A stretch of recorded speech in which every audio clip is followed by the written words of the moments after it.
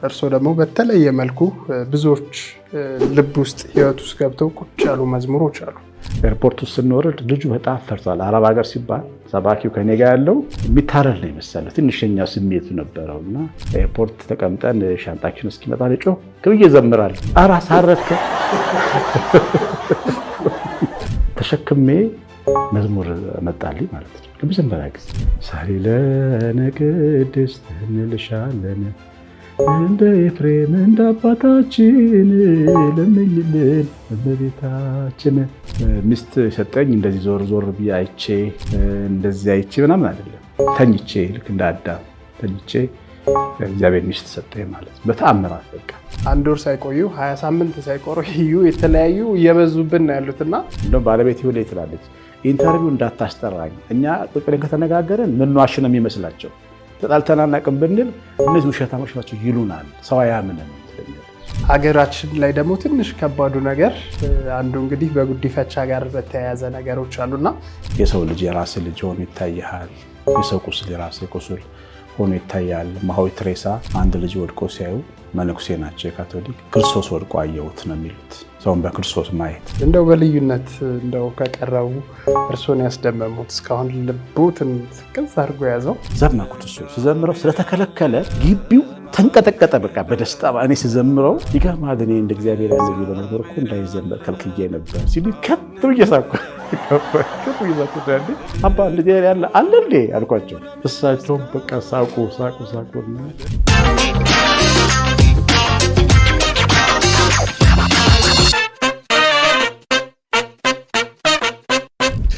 እሺ ሰላም ተነስተለን እንዴት ናችሁ? ውድ ቲኤች ፖድካስት ቤተሰቦቻችን በጣፋጭ ሕይወት ቲዩብ ላይ ቲኤች ፖድካስት በዛሬ በልዩ ፕሮግራም መተናል። እንግዲህ ዛሬ እዚህ ስቱዲዮችን ከተለመደው ወጣ ባለመልኩ እንግዲህ እዚህ ስቱዲዮ የጋበዝናቸው እንግዳ አሉን። ከእሳቸው ጋር የሚኖረን ቆይታ ይጀምራል። አዲስ እይታ የዚህ ፕሮግራም አጋር ነው። አዲስ እይታ የቢዝነሱ አለኝታ ይህን ፕሮግራም በክብር ስፖንሰር አድርጎታል። አዲስ እይታን እጅግ አድርገን እናመሰግናለን። ዛሬ በቲኤች ፖድካስት እንግዲህ በተለይ ህይወትን ከሚያጣፍጡ ቅመሞች መሀል እንግዲህ አንዱ መንፈሳዊ ህይወት ላይ ያለን ጉዞ ምን ይመስላል የሚለውን እዚህ እንግዳችን ሆነው ቀሲስ አሸናፊ ገብረ ማርያም እንግዳችን ሆነው ተገኝተዋል። እንግዲህ ከእሳቸው ጋር የሚኖረን ቆይታ ይጀምራል። ብዙ ቁም ነገሮችን ብዙ አስተማሪ ነገሮችን እንዲሁ እናነሳለን። የእሳቸውንም የህይወት ጉዞዎች ቃኘት እናደርጋለን። በተለይ ወጣቶች እንዲሁ ብዙ ጠቃሚ አበርቺ በብዙ ተስፋ ሰጪ ቁም ነገሮችን እያንሸራሸርን የምንቆይ ነው የሚሆነው። እዚህ ስቱዲዮችን ቀሲስ አሸናፊ ገብረ ማርያም ተገኝተዋል። እንኳን ደህና መጡ። እጅግ አድርገን እናመሰግናለን ቀሲስ። እንኳን ደህና ቆየኝ። አንተነህ አመሰግናለሁ ስለጋበዛችሁ። እድለኞች ነን እንግዲህ ከእርሶ ጋር ብዙ አስተማሪ ሀሳቦችን እያንሸራሸርን ቆይታ እናደርጋለን። ያው ህይወትን እናነሳለን። ህይወት ደግሞ ጣፋጭ እንዲሆን እኛ በገባን ልክ እንግዲህ ያለፉትን አመታት እንግዲህ በሬዲዮም እንዲሁ እየሞከርን ቆይተናል። ደግሞ የሃይማኖት ሰዎች እናንተ ደግሞ ምን ስለ ህይወት ማጣፈጫ የምታነሷቸው ብዙ ነገሮች አሉና ስለዚህ እየተጨዋወትን እንቆያለን።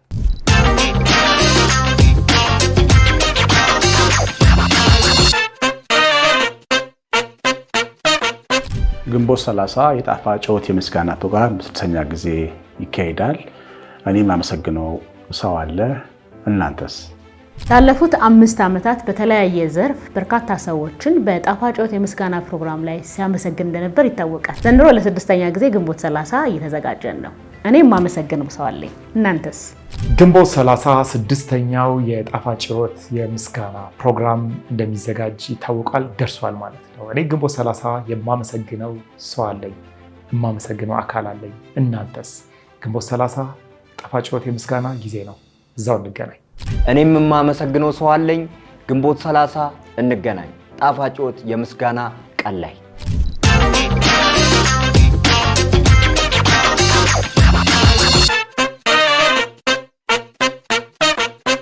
በዛሬው ቆይታ እንግዲህ ይህን ፕሮግራም በክብር ስፖንሰር አድርጎ ያቀረበልን አዲስ እይታ ነው። አዲስ እይታን እጅግ አድርገን እናመሰግናለን።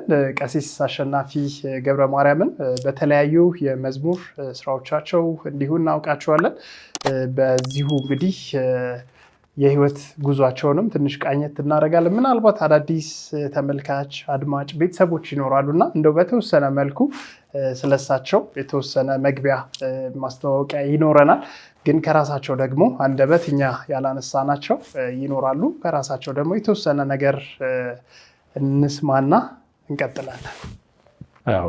አንተነህ እንዳላችሁ ቀሲስ አሸናፊ ገብረ ማርያም ነኝ። ቄስ ነኝ፣ ደግሞ ዘማሪ ነኝ። የእግዚአብሔር ቃል አገለግላለሁ። ከ14 በላይ የመዝሙር አልበሞች አሉኝ።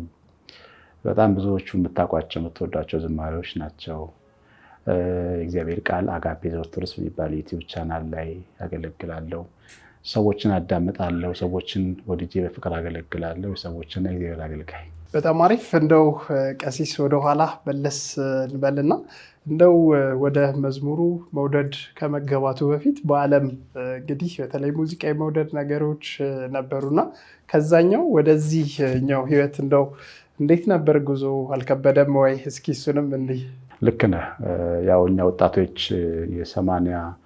የ83 84 አካባቢ ነው እኔ ወደ እንግዲህ ያኔ ነው በደንብ ማስታውሰው ዘፈን የምሰማበት ጊዜ ነበረ። ሌላ ነገር የለም፣ መዝሙር የለም እኮ። ቤተክርስቲያን ቅዳሴ እንሰማለን በርቀት በስፒከር ሄደን አናቅም። ቤታችን ሬዲዮ ሲከፈት ቴፕ ሲከፈት ሙዚቃ በየእንትኑ ይወጣል እንሰማለን። ሌላ ነገር የለንም። እንደውም እኔ ይሄንን ትውልድ በጣም ነው በቃ የምቀናበት። ዛሬ በጣም ብዙ ነገር፣ ብዙ ዝማሬዎች፣ ብዙ መጽሐፍቶች፣ ብዙ ትምህርቶች፣ ዘመናዊ ቴክኖሎጂ ያመጣው ብዙ ነገር ደጃችን ላይ መጥቶሳይ ይገርመኛል። ያኔ እኮ በቃ ምንም ስለሌለ ያለን አማራጭ ደግሞ ክፍለ ሀገር ነው የምንኖረው። ባሌ ጎባ ነበርኩና መዝናኛም የለንም። ወይ ዛፍ ነው ወይ ጫካ ነው ወይም ዘፈን ነው የምንዝናናበት። ሌላ መዝናኛ የለንም እና ዘፈን ያው በጣም መስማት በጣም እንጆይ እናደርጋለን። ቤት ውስጥ ዘፈን ይገዛል አባታችን። በጣም ደግ አባት አለን፣ እናስገዛዋለን፣ አብረን እንጨፍራለን፣ ምን እንላለን። እንደዚህ ነበረ። ከዛ በኋላ ግን ወደ መንፈሳዊ ዓለም ከመጣው በኋላ ቤተክርስቲያን አካባቢ ዘፈን መቅረት እንዳለበት ተነገረኝ ማለት ነው። ቀላል ነገር አይደለም እሱ እና በፍቅርም ወደውን ነገር መተው እንዳለብኝ ተነገረኝ። ግን ዛ ቤተክርስቲያን አካባቢ ደግሞ አንድ የሆነ እሳት እንዳለ ገብቶኛል። አንድ የሚነካ የሆነ የአምላክ ጉዳይ ደግሞ እንዳለም መንፈሴ በጣም ያው መንፈሴ እግዚአብሔርን ስለሚፈልግ ያውቃል።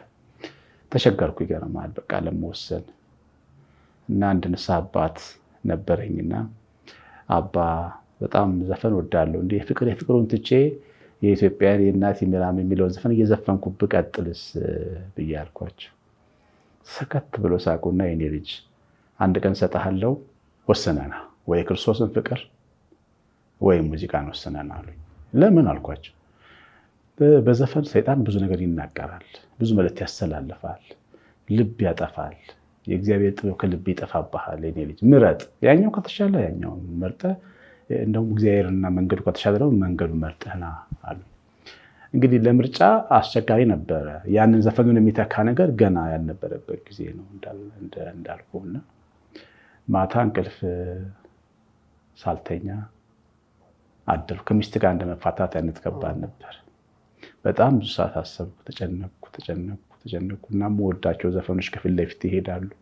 እንዴት ነው እነሱን ችዬ የምተወው እያልኩ ልክ ሊነጋ ሲል ወሰንኩ፣ እንቅልፍ ሳልተኛ ማለት ነው።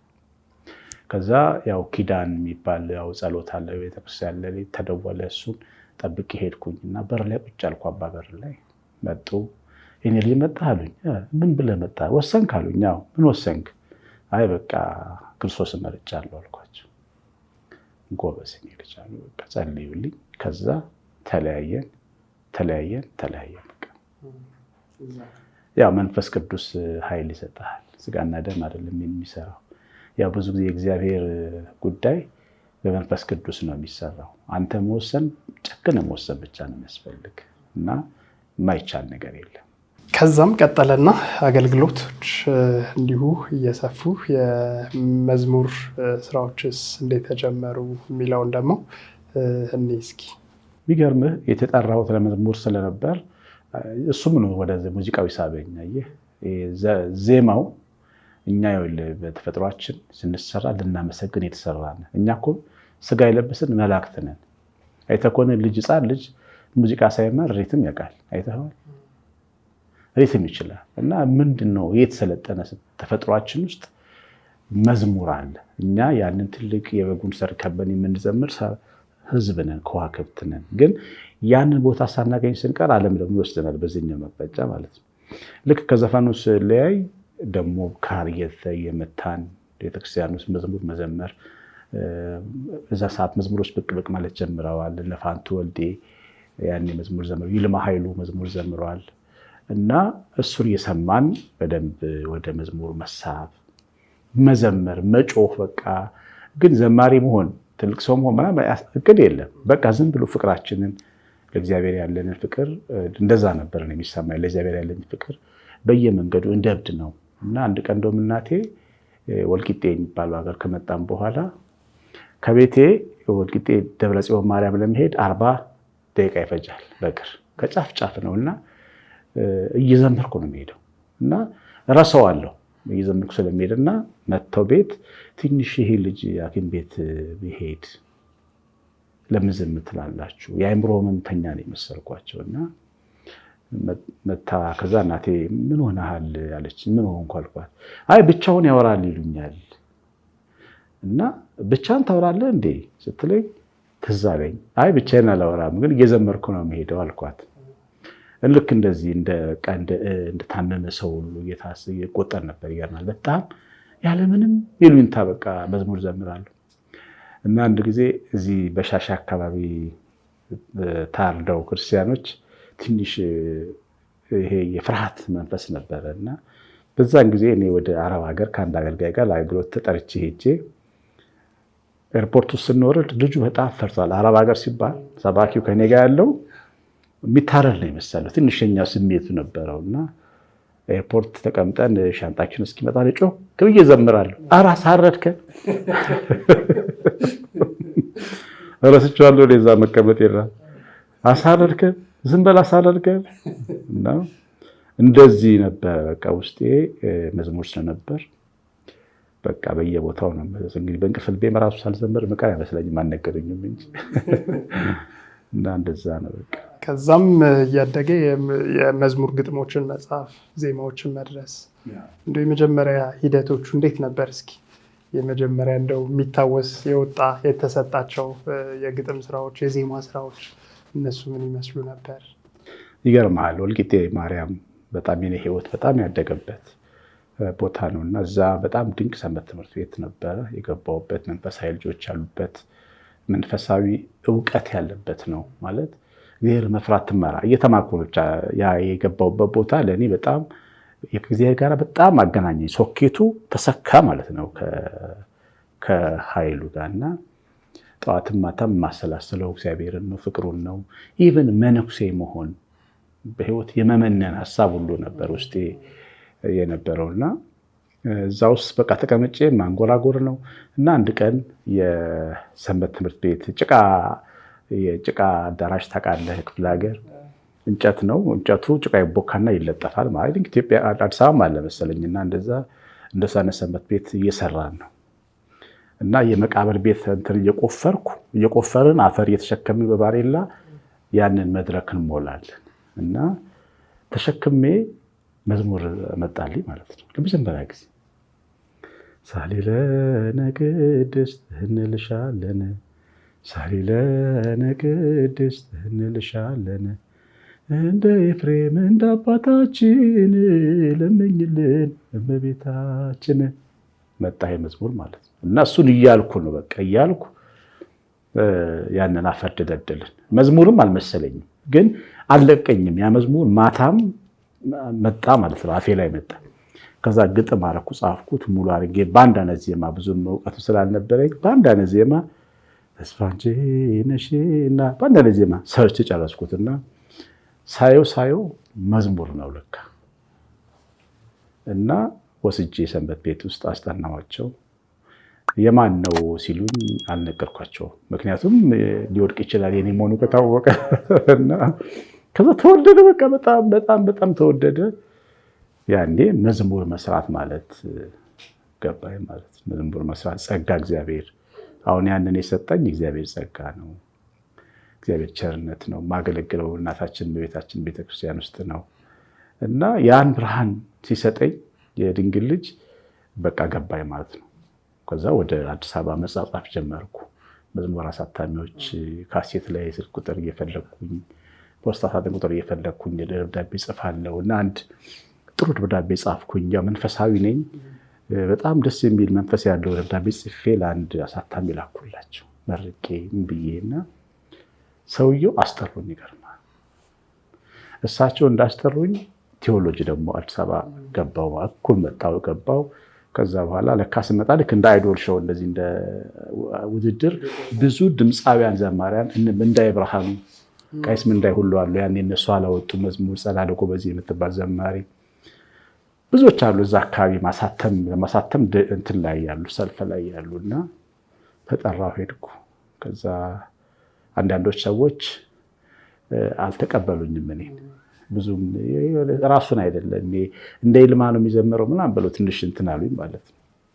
ከዛ ሰውየው ምን አሉኝ፣ እኛን ደብዳቤ አንስተው የጻፈልኝ ደብዳቤ ልቤን ስለነካው የእግዚአብሔር መንፈስ ስላለበት የሚዘምረው እሱ ነው ብለው ለእኔ ቁጥር 1 መዝሙር ሰሩልኝ ማለት ነው። ስፖንሰር አደረጉኝ።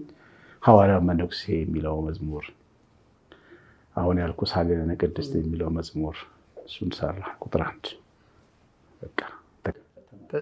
ከዛ 14 አልበም ድረስ እስኪወጣ አሁን በቅርቡ ከአንድ 2 ወር በኋላ ደግሞ ቁጥር 10 ይወጣል፣ 15 ይገባል ማለት ነው። ደስ ይላል በጣም። እንግዲህ አያይዘን ቤተሰብንም እናነሳለን። ስለ ቤተሰብ የምናነሳው ትውልዱን በደንብ ያው ወጣቶች በደንብ የዚህ ፕሮግራም ተሳታፊዎች፣ አድማጭ ተከታታዮችም ስለሚሆኑ ለእነሱም አስተማሪ ሊሆኑ የሚችል የህይወት ጉዞም አለ። እንግዲህ ወደ ቤተሰብ ህይወትም እስኪ ጎራ እንበል። የመዝሙሩን ህይወት አይተናል። እንግዲህ ከባለቤቶት ጋር የተዋወቁበት መንገድ፣ ከዛ ቤት ውስጥ ያለው ድባብ በቅርብ ርቀት የሚያውቁ ወዳጆቼ ትንሽ ነገርም እንዲሁ አጫውተውኛል እና እንደው ይሄ እነርሶ ቤት ያለው ነገር ወደ ሌሎችም ጋር እንዲሁ ብንወስደው ጥሩ ነገር ስለሆነ በተለይ ልጆችን ከማሳደግ ጋር እኔ እንኳን ለመጀመሪያ ጊዜ እርሶን ሳገኝ ከዚሁ ልጆችን ወላጅ የሌላቸው ልጆች ተቀብሎ እንደ ወላጅ የማሳደግ ባህል እንዲያድግ በጣም እንደሚሰሩ አውቃለሁ እና እስኪ ስለሱም እናነሳለን ከባለቤቱ ጋር የቤተሰብ ምስረታውን ደግሞ እስኪ። ያው እግዚአብሔር በህይወታችን በእኔ ህይወት ውስጥ አንድም ቦታ የኔ አስተዋጽኦ የለበትም። እንዳልኩ እኔ መነኩሴ አባ ለመሆን ነው የተዘጋጀው የነበርኩት። ትምህርት ቤትም ቅዱስ ሥላሴ ዩኒቨርሲቲም ከገባው በኋላ ሀሳቤ አባ መሆን፣ ቤተክርስቲያን በትልቅ ደረጃ ማገልገል፣ በቃ እግዚአብሔር አልጠግብም። እግዚአብሔርን ውስጤ ይገርመኛል። እግዚአብሔርን አገልግየው አይሰለቸኝም። የሚገርም በቃ እንደዛ ነኝ ውስጤና ግን እግዚአብሔር ፈቃድ ደግሞ አልነበረም። ገዳም ሄድኩኝ። ከአንድ ጓደኞች ጋር ጠፍተን ወደ ዝዋይ ገዳም ሄድን እና ያው ምንድነው ከተቀበሉን ፈቃድ እግዚአብሔር ነው ማለት ነው። አንመለስም፣ እዛው እንቀራለን። ተመለሱ ካሉን ግን እግዚአብሔር ፈቃድ አይደለም ማለት ነው የሚል ምልክት ይዤ ነው የወጣሁት ስወጣ። ከዛ አጋጣሚ አቡነ መልከ ጼዴቅ አሁን የጉራጌ ሀገረ ስብከት ሊቀ ጳጳስ ናቸው። ያኔ እሳቸው አባ ዘድንግል ይባላሉ።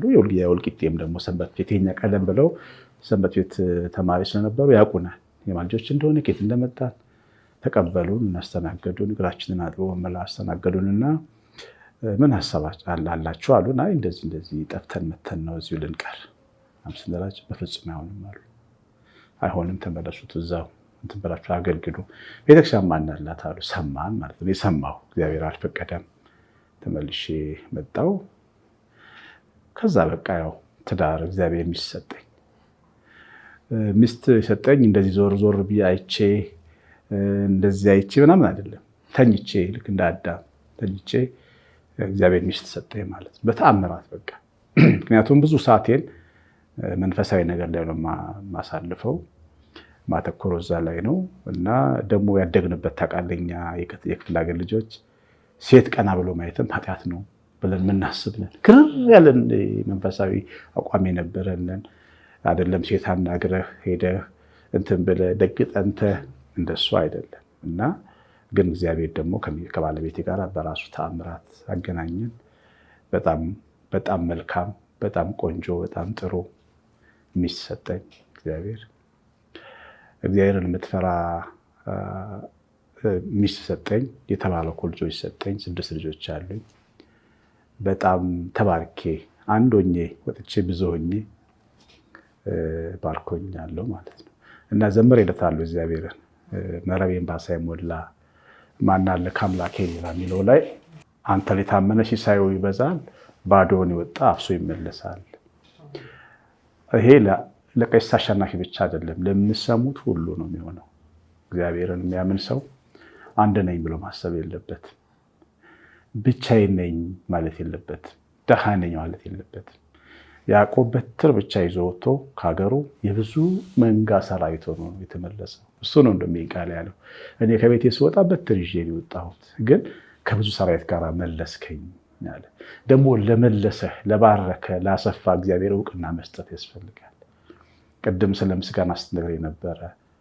የምታመሰግኑበት የምስጋና ሽልማት ነው መርሃ ግብር እንዳላችሁ እየነገርከኝ ነበር። እና እንኳን እግዚአብሔር ሰው እንኳን ሲመሰገን ዋጋው ይጨምራል፣ አቅም ይጨምራል፣ ጉልበት ይጨምራል፣ የበለጠ እንዲሰራ ይነሳሳል። እና እግዚአብሔር ደግሞ የበለጠ ምስጋናን የምሰዋው ለእግዚአብሔር ያረገልህ ነገር እያሰብክ ስትሰዋለት አከበርከው። ምስጋናን የሚሰዋ ያከብረኛልና እንዳልከው በጣም በብዙ በረከት ከታች መቃብር ከመቆፈሪያዋ ቅድም እንዳልኩ የመቃብር አፈር ከመሸከም አንስቶ ያው መስቀል መሸከም ካህን አረገኝና አምላኬን በጣም ነው የምወደው።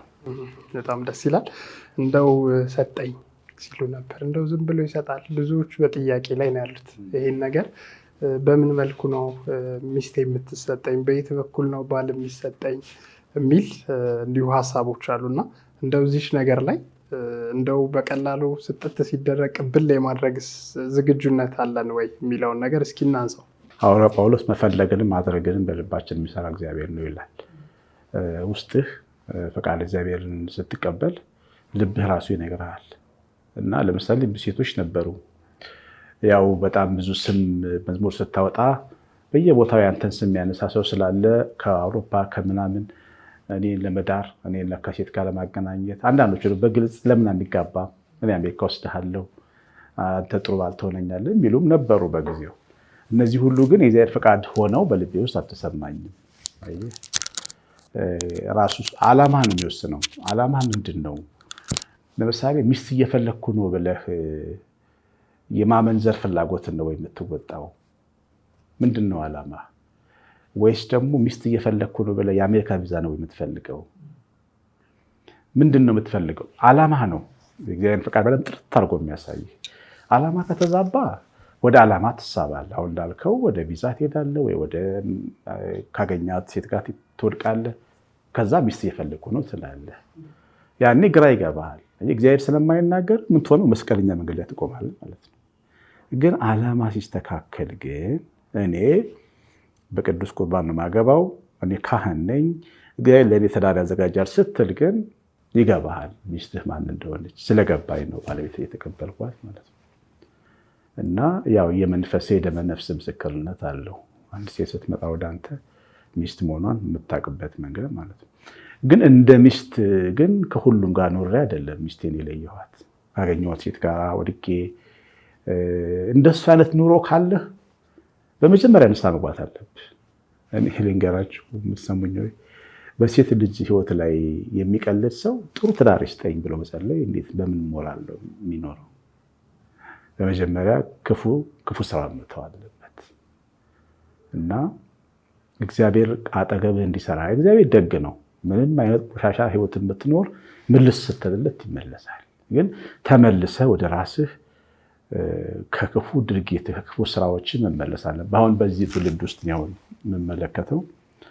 ትዳር እፈልጋለሁ ብሎ ብዙ ወንድ ክፉ ሴቶች ጋር ይሄዳል። ሴቷም እንደዛ ታደርጋለች። ግን ትዳር አላገኙም። ለምንድን ነው? አየህ፣ ትዳር ምንድን ነው? የእግዚአብሔር ቃል ቤትና ባለጸግነት ከእናት አባት ይወረሳል እና መልካም ሴት ግን ከእግዚአብሔር ዘንድ ወይም መልካም ባል ከእግዚአብሔር ዘንድ። ስለዚህ እግዚአብሔር እንዲሰራ መፍቀድ አለብህ፣ ቦታውን መልቀቅ አለብህ እና ትንሽ መንፈሳዊ ነገር ስለሆነ ይሄን ነገር የሚሰማኝ ሰው እንዴት እንደሚረዳኝ አላውቅም። ሚስት ይሰጠኛል ብዬ እኔ አምን ነበር፣ ግን ሚስት ፈላጊን አልመስልም ነበር። ሚስት እንደፈለገ እግዚአብሔር ያውቃል፣ ግን ሚስት ሰጠኝ። ስለዚህ ፍቃደ እግዚአብሔርን መጠየቅ፣ በዛ ውስጥ ደግሞ ማለፍ፣ ከዛ ደግሞ ይሄ ልብ ውስጥ ይነግረኛል ያለውን ነገር እሱ ላይ በደንብ ትልቁ የቤት ስራው እሱ ይመስለኛል። እሱን ማድመጥ መቻል፣ እሱን ማወቅ፣ እሱን መረዳት እንዴትስ ይቻላል? ልብ እና ህሊና የሚባሉ ነገር ልብ አይደለም የሚነግረን፣ ህሊናችን ነው የሚነግረን። እግዚአብሔር በህሊና ህሊና የሚባለው ለምሳሌ ህሊና ወቀሰኝ፣ ቀፈፈኝ፣ ደስ አለኝ፣ አርገው አለኝ የምንለው ይሄ ህሊናችን ውስጥ ያለው ዓለም ነው። ልብ ስሜታዊ ነው። ልብ ቆንጆ ሲያይ ሚስት ልትመስለው ትችላለች። ልብ በጣም ሞቅ ሲለው የትም ሊያድር ይችላል። ሰው ልቡን ስለሚከተል ነው ብዙ የሚጠፋው። ይሄኛው ህሊና ግን ምክንያታዊ ነው፣ መንፈሳዊ ነው። እግዚአብሔር ፈቃድ ጨክኖ ይነግራል። ኢቭን ስታደርግ ተው እያለህ ተው ይላል። ኃጢአት ስትሰራ ራሱ ወይም ያንተ ከሌሎች ጋር የተራመድክ ተው እያለህ ልትቀጥል ትችላለህ።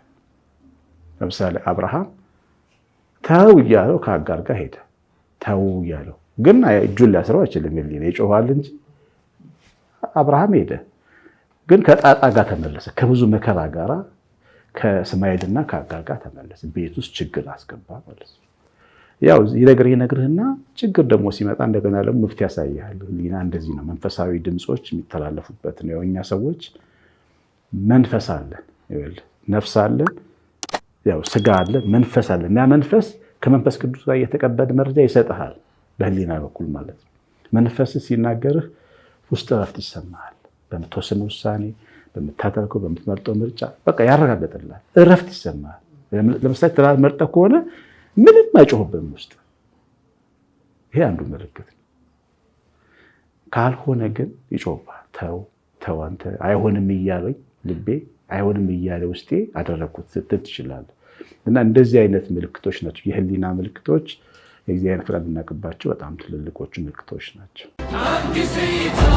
በአጭር ጊዜ ትርፋማ የሚሆኑበት አዋጭ የቢዝነስ እድል። የወረቀት ዘንቢሎች፣ ነን ወቨን ባጎችና ሌሎችም የቁሳቁስ መያዣዎችን በማምረት አትራፊ የሚሆኑበት ታላቅ እድል በሮን እያንኳኳ ነው። ልብ ይበሉ፣ ከጥር 23 ጀምሮ በየትኛውም ቦታ ፌስታል መጠቀም በህግ ያስቀጣል። አዲስ እይታ ቢዝነስ አማካሪ ከአነስተኛ የሰፈር ሱቆች እስከ ትላልቅ ሱፐር ማርኬቶች፣ ከቡቲኮች እስከ ሆቴልና ሬስቶራንቶች በአሁኑ ጊዜ በስፋት የሚፈለጉ ለአካባቢ ጥበቃ ተስማሚ የሆኑ ዘመናዊ የቁሳቁስ መያዣዎችን በማምረት በአጭር ጊዜ ፈጣን ትርፍ የሚያገኙበትን የማይታለፍ እድል ይዞ ቀርበዋል። አዲስ እይታ ለዓመታት በዘርፉ ያካበተውን ልምድ ይበልጥ ወደ ተግባር በመለወጥ ዘመናዊ የወረቀትና የነን ውቭን ዘንቢሎች እንዴት እንደሚመረቱ በብቃት አሰልጥኖ ማሽኖችንም አስመጥቶ ደንበኞቹን ወደ ስራ እያስገባ ይገኛል። ጊዜው አሁን ነው። የፈጠኑ ተጠቀሙ። እርሶም ዛሬውኑ ይህን እጅግ አትራፊ ቢዝነስ መቀላቀል ይችላሉ። በዘርፉ ከፍተኛ ዕውቀትና ልምድ ባላቸው ባለሙያዎች ያልተቋረጠ ድጋፍና ክትትል፣ በትክክል የሀገር ውስጥና የውጭ ማሽኖች በተመጣጣኝ ዋጋ፣ የገበያ ትስስርና የጥሬ ዕቃ አቅርቦት በአስተማማኝ ሁናቴ ከአዲስ እይታ። መነሻ ካፒታል ለወረቀት ዘንቢል 40 ሺህ ብር፣ ለነን ውቭን 730 ሺህ ብር። ሌሎችንም በገበያ ጥናት የተለዩ አትራፊ ቢዝነሶችን ለመጀመርና ማምረቻ ማሽኖችን ለማስመጣት ሐሳብ ካለው ከአዲስ እይታ አስተማማኝ አገልግሎት ያገኛሉ። በዚህ ፈጣንና ተለዋዋጭ ዘመን አዲስ እይታን ሳያማክሩ ወደ ቢዝነስ ዓለም ለመግባት አይወስኑ። ተጨማሪ መረጃዎችን በአካል ተገኝተው አሊያም በሁሉም የሶሻል ሚዲያ አማራጮች ማግኘት ይችላሉ። አድራሻ ሜክሲኮ ኬኬር ህንፃ ሁለተኛ ፎቅ ቢሮ ቁጥር 227 ስልክ 0978 21 21 21 ህልሞን እንተገብራለን። አዲስ እይታ 10 ዓመታት በስኬት። ለህይወት ማጣፈጫ የሚሆኑ እንግዲህ ሀሳቦችን እያንሸራሸርን ቤተሰብ፣ ትዳር በተለይ እዚህ አሁን እያነሳ ነው ያለው ጉዳይ ይህን ይመስላል። እንግዲህ ቀሲስ አሸናፊ በተለይ የቤተሰብ ቅድመ ጋብቻ ላይ የተለያዩ ስልጠናዎችን፣ ትምህርቶችን እንዲሁ በመስጠት እናውቀውታለን። እርሶም በቅርቡ 20ኛ ዓመት ክብረ በዓሎትን ሊያከብሩ ነው። እንደው 20 ዓመቱ ጉዞውን እንደው አዳዲስ ወደ ትዳር ሊገቡ የተዘጋጁ ያሉ ራሳቸውን እየሰሩ ያሉ ሰዎች እያዘጋጁ ያሉ ሰዎች አሉ። እንደው 20 ዓመቱ እንዴት ነው የሚለውን ውስጡን በደንብ እንዲያሳዩን እንፈልጋለን። ምክንያቱም ወደኋላ ስንመለስ ከ20 ዓመቱ በፊት በቂ ስልጠና፣ በቂ የሆኑ መረጃዎች ስለ ትዳር ፍላጎት አለ እንጂ በቂ የሆነ ነገር አልነበረም እና አንዳንዴ በዚህ ጋር በጣም ብዙ ሰልጥነው 1 ወር ሳይቆዩ 20 ሳምንት ሳይቆዩ የተለያዩ እየበዙብን ነው ያሉት እና ምን አይነት ጥበብ ነው ይሄና እንግዲህ ሊያሻግረው ይቻለው? በጣም ትልቅ ጥያቄ የጠየከኝ አንትዬ። እንዳልከውን ያው መነኩሴ ለመሆን የተዘጋጀው ሰው ነኝ። በጣም ብዙ መጽሐፍቶችን ያነበብኩት ለምንኩስና ነው። ብዙ መጽሐፍ መነኮሳትን አነብ ነበር እና እግዚአብሔር ደግሞ ፈቃዱ በዚህ በሕገ አብርሃም በትዳር እንድኖር ሲያመጣልኝ ችግር የለም። ደግሞ በጣም እንትን ነኝ፣ ቶሎ ተራማጅ እግዚአብሔር በጣም አዳምጣለሁ እና በቃ ጥሩ ብዬ ትዳር ያዝኩ። ግን ምንም አላውቅም፣ ምንም ነገር ነው የማላውቀው። የማውቀው የአባቴና እናቴን ኑሮ ግን አውቃለሁ። በጣም እድለኛ ሆኜ ጥሩ ትዳር ያላቸው እናት አባት የተማሩ ቤተሰቦች ነበሩኝ። በተለይ አባቴ በጣም ምርጥ የወንድ ልጅ ምሳሌ መሆን የሚችል አባት ነው። እናቴ ያው ጎበዝና ጠንካራ ናት፣ ኃይለኛ ናት። ግን ኃይለኝነቷን የሚይዝበት መንገድ እሱን ነገር ትዕግስተኝነትን በቃ በጣም ረዥም ሰዓት ስትቆጣው ስቆ ሲያሳልፍ ነው የማውቀው። ይሄ እናቴን ሊደበደብ ሲነሳ አላውቅም። ክፉ ቃል ሲናገራት ሰምቼ አፕሪሼት ሲያደርጋት፣ ጎበዝ ሲላት፣ የኔ ጀግና ሚስት ሲላት፣ ምግቧን የጣፈጠ መሆኑን ሲያደንቅላት፣ እንግዲህ እንደዚህ አይነት ቤተሰብ ውስጥ ነው የኖርኩትና ምናልባት ያም ነገር ሲረዳኝ ያ መጽሐፍ አንዳንድ አእምሯችን ሳናውቀው በጣም ብዙ መረጃዎች ይወስዳል ውስጣችንና እሱ መጽሐፍ ሆኖኛል ይመስለኛልና ከዛ ያው አገባው ማለት ነው። ያገባሁት የከተማ ልጅ የአዲስ አበባ የላንቻ፣ እኔ ደግሞ የወልቂጤ ልጅ። እንግዲህ አስበው የክፍለ ሀገርና የከተማ ልጅ የተለያየ ዓለም ማርስና ጁፒተር በለው በቃ እሱን ሁለቱን አጣጥሞ መኖር ምን መሰለ ግን እኛ የረዳን አጋጣሚ እግዚአብሔር በእኛ ቤት አለ። በጣም መልካም ሚስት ነው ያለችኝ። እኔ ግን ስለ ራሴ ሲናገር ከነገሮች እማራለሁ። ከሁሉም ነገር እግዚአብሔር ልቤን ከፍቶልኝ ከሁሉም ነገር ከራሴ ድክመት እማራለሁ፣ ከስንፍና እማራለሁ። ቤታችን ከሚፈጠሩ አስገራሚ፣ አስቂኝ፣ አናዳጅ ነገሮች ሁሉ እማራለሁ እና ያ ነገር ጠቅሞኛል። እና ቀለል አድርጌ ነዋሪ ነኝ በህይወቴ። ነገሩን ክብርብድ አላደርግም። አንድ ነገር ሲፈጠር ለምን ተፈጠረ ምናምን የሚል ነገር አይደል። በቃ አንድ ከተፈጠረ እዛ ውስጥ መማር ያለብኝ ነው መማረው እንጂ እንትን አላደርግም። ያ ነገር የሚጣላ ሰው አይደለሁም። ጥል የሚባል የኛ ባህሪያችን እንትን ውስጥ የለም። ኑሯችን ውስጥ ሚስቴ የምትጣላ አይደለችም። አንጋጭም። ከራሳችን ጋር እንጂ የምንጋጨው ከልባችን ጋር ከትዳራችን ጋር አንተጋጭ። ይኸው 20 ዓመት ኖረናል አይደል? ሰው አያምነንም። እንደውም ባለቤት ይሁን ትላለች፣ ኢንተርቪው እንዳታስጠራኝ፣ እኛ ቁጭ ብለን ከተነጋገረን ምንዋሽ ነው የሚመስላቸው፣ ተጣልተን አናውቅም ብንል እነዚህ ውሸታሞች ናቸው ይሉናል፣ ሰው አያምነንም ትለኛለች። ግን ከልባችን ጋር እንጣላለን። አየህ፣ የሰው ልጅ ልቡን ካዳመጠ ከሚስቱ ጋር ይጋጫል።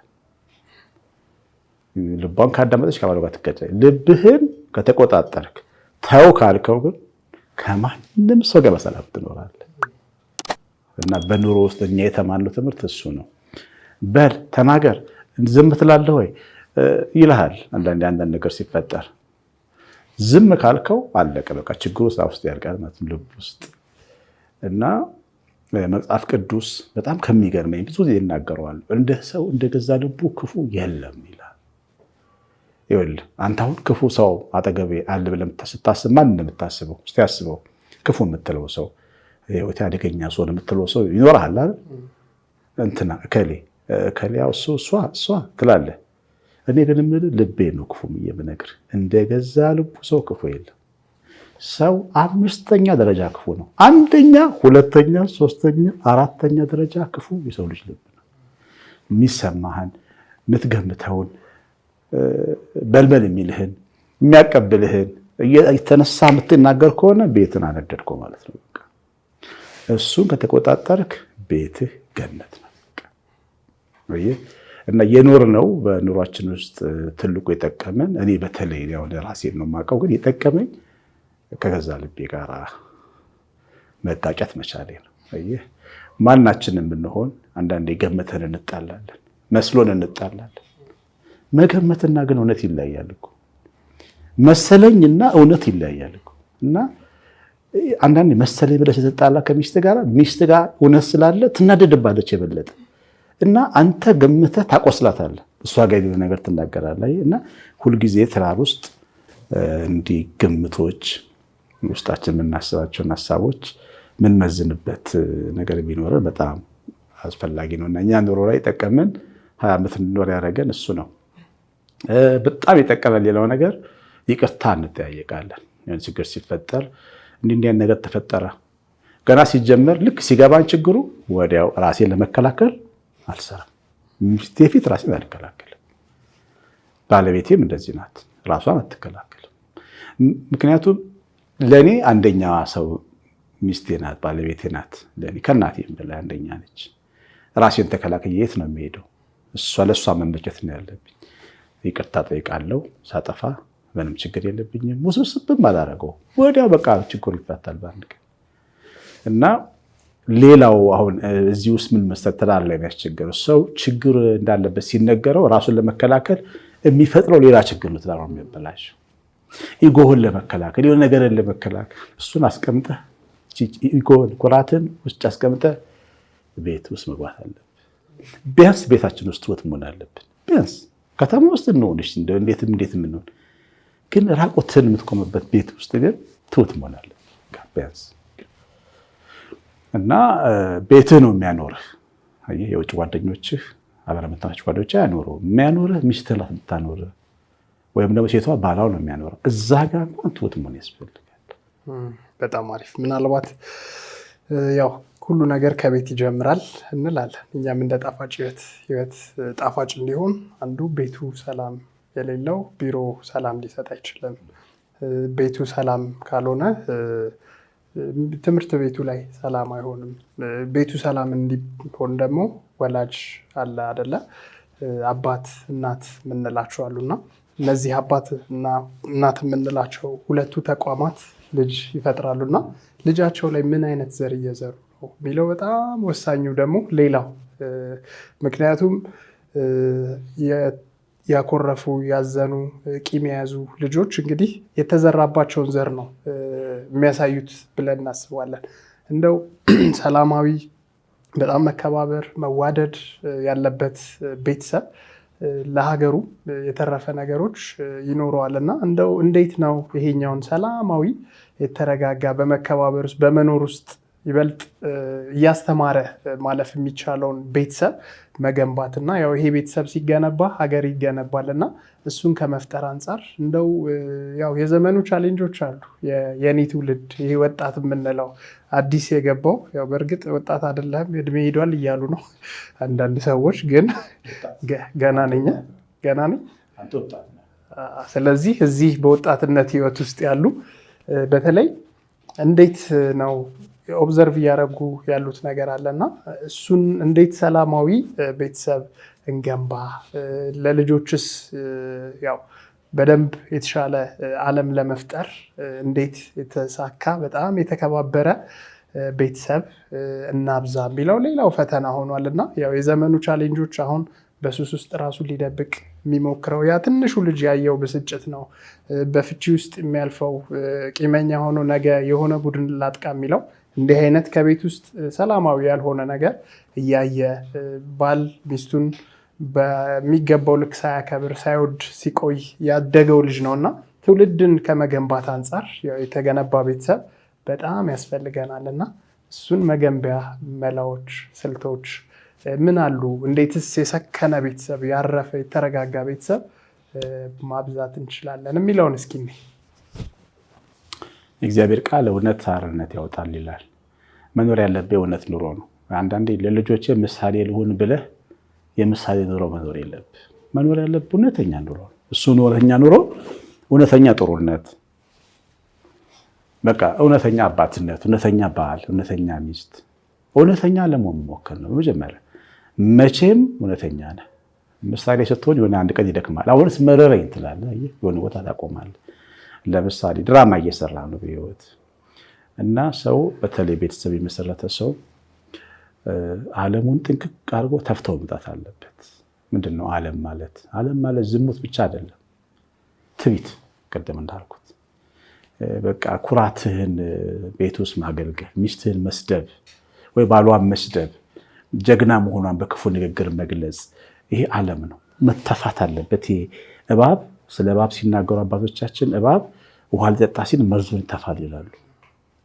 ምክንያቱም ይሞታል ውሃ ካልጠጣ።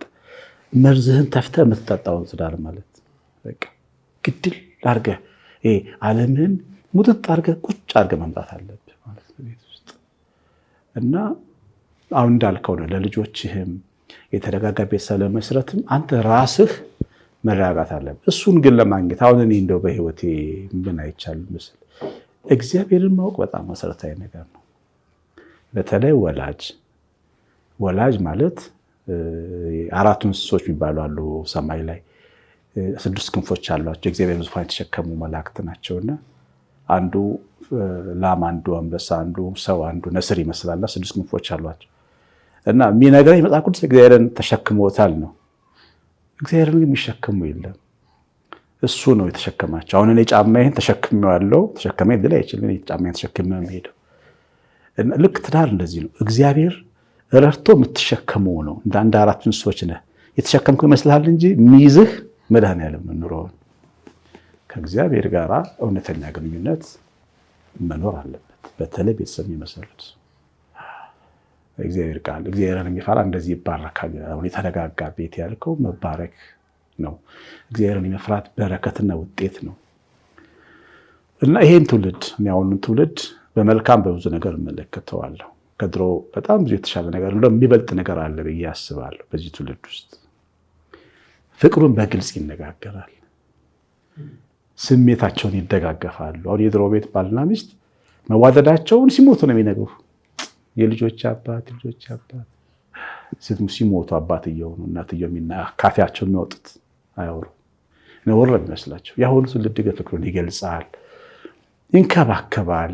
አይተህ ከሆነ አባቶች አሁን ዘመን አባቶች እናት ናቸው። ልጆች ተሸክመው እናት ሆነው ተንከባክበው ሰክሮ በጥፊ የሚመታ አባት አይደለም ዛሬ።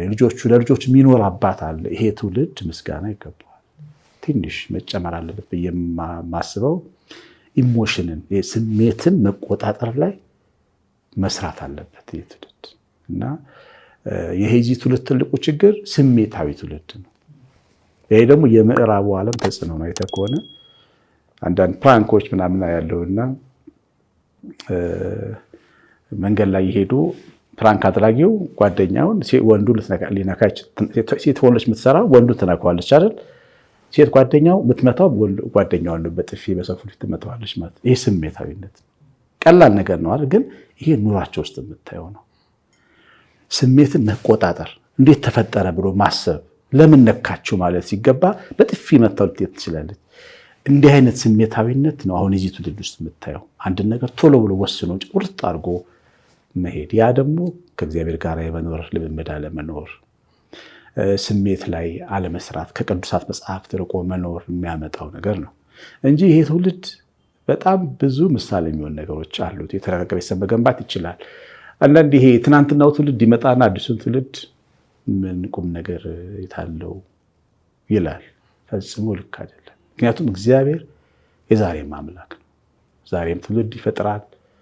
ዛሬም ቤተሰብን ይገነባል። የተረጋጋ ቤተሰብ ይፈጥራል እና ይሄኛውም ትውልድ ቢሆን ይሄ ተስፋ አለው። ትንሽ የሚጎለውን ነገር በተለይ ኢሞሽን ላይ በጣም መስራት፣ እግዚአብሔር ቃል አንጻር ራስን ማየት፣ አሁን ቅድም የተነጋገርናቸው ነገር ልባችን አለመስማት፣ እንደሚሰማን አለመኖር በጣም ተራ ነገር ነው። ታውቃለህ፣ ብረት ምጣድ የሚባል አለ አይደል? እሳት ላይ ስንጥለው በአንዴ ቦግ የሚግል እኛ ቤት ግን ብዙ ጊዜ የማንጠቀምበት ዕቃ ቢኖር ብረት ምጣድ ነው። አይተህ ከሆነ ብትጋግርበት ያራል።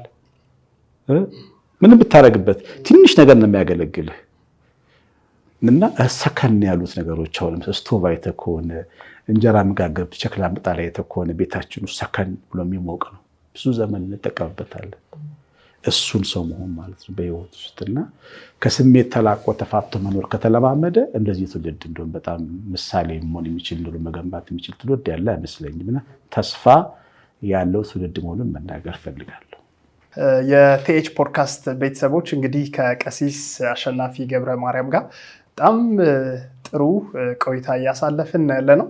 እንደው በመንፈሳዊ አገልግሎት እንደው ሁሉም አልጋ ባልጋ ሆኖ አይደለም። በተለይ የተለያዩ ከተሞች ላይ አገልግሎት ሰጥቷል። ከልጅነትም በጉርምስናውም በወጣትነቱም እድሜ ብዙ አገልግሎቶችን በተለያዩ ከተሞች በተለያዩ ቦታዎች ላይ ቀደም ሲል እንዳነሳ ነው እንግዲህ ከባለ ጎባን ጨምሮ ሌሎች ሆሳዕና ሌሎች ከተሞችም ላይ እንዲሁ የመኖር እንዲሁ አዲስ አበባ መጥተው የማገልገል ነገር አለ። በዚህ ውስጥ እንግዲህ ፈተናዎች አሉ፣ ቻሌንጆች አሉ።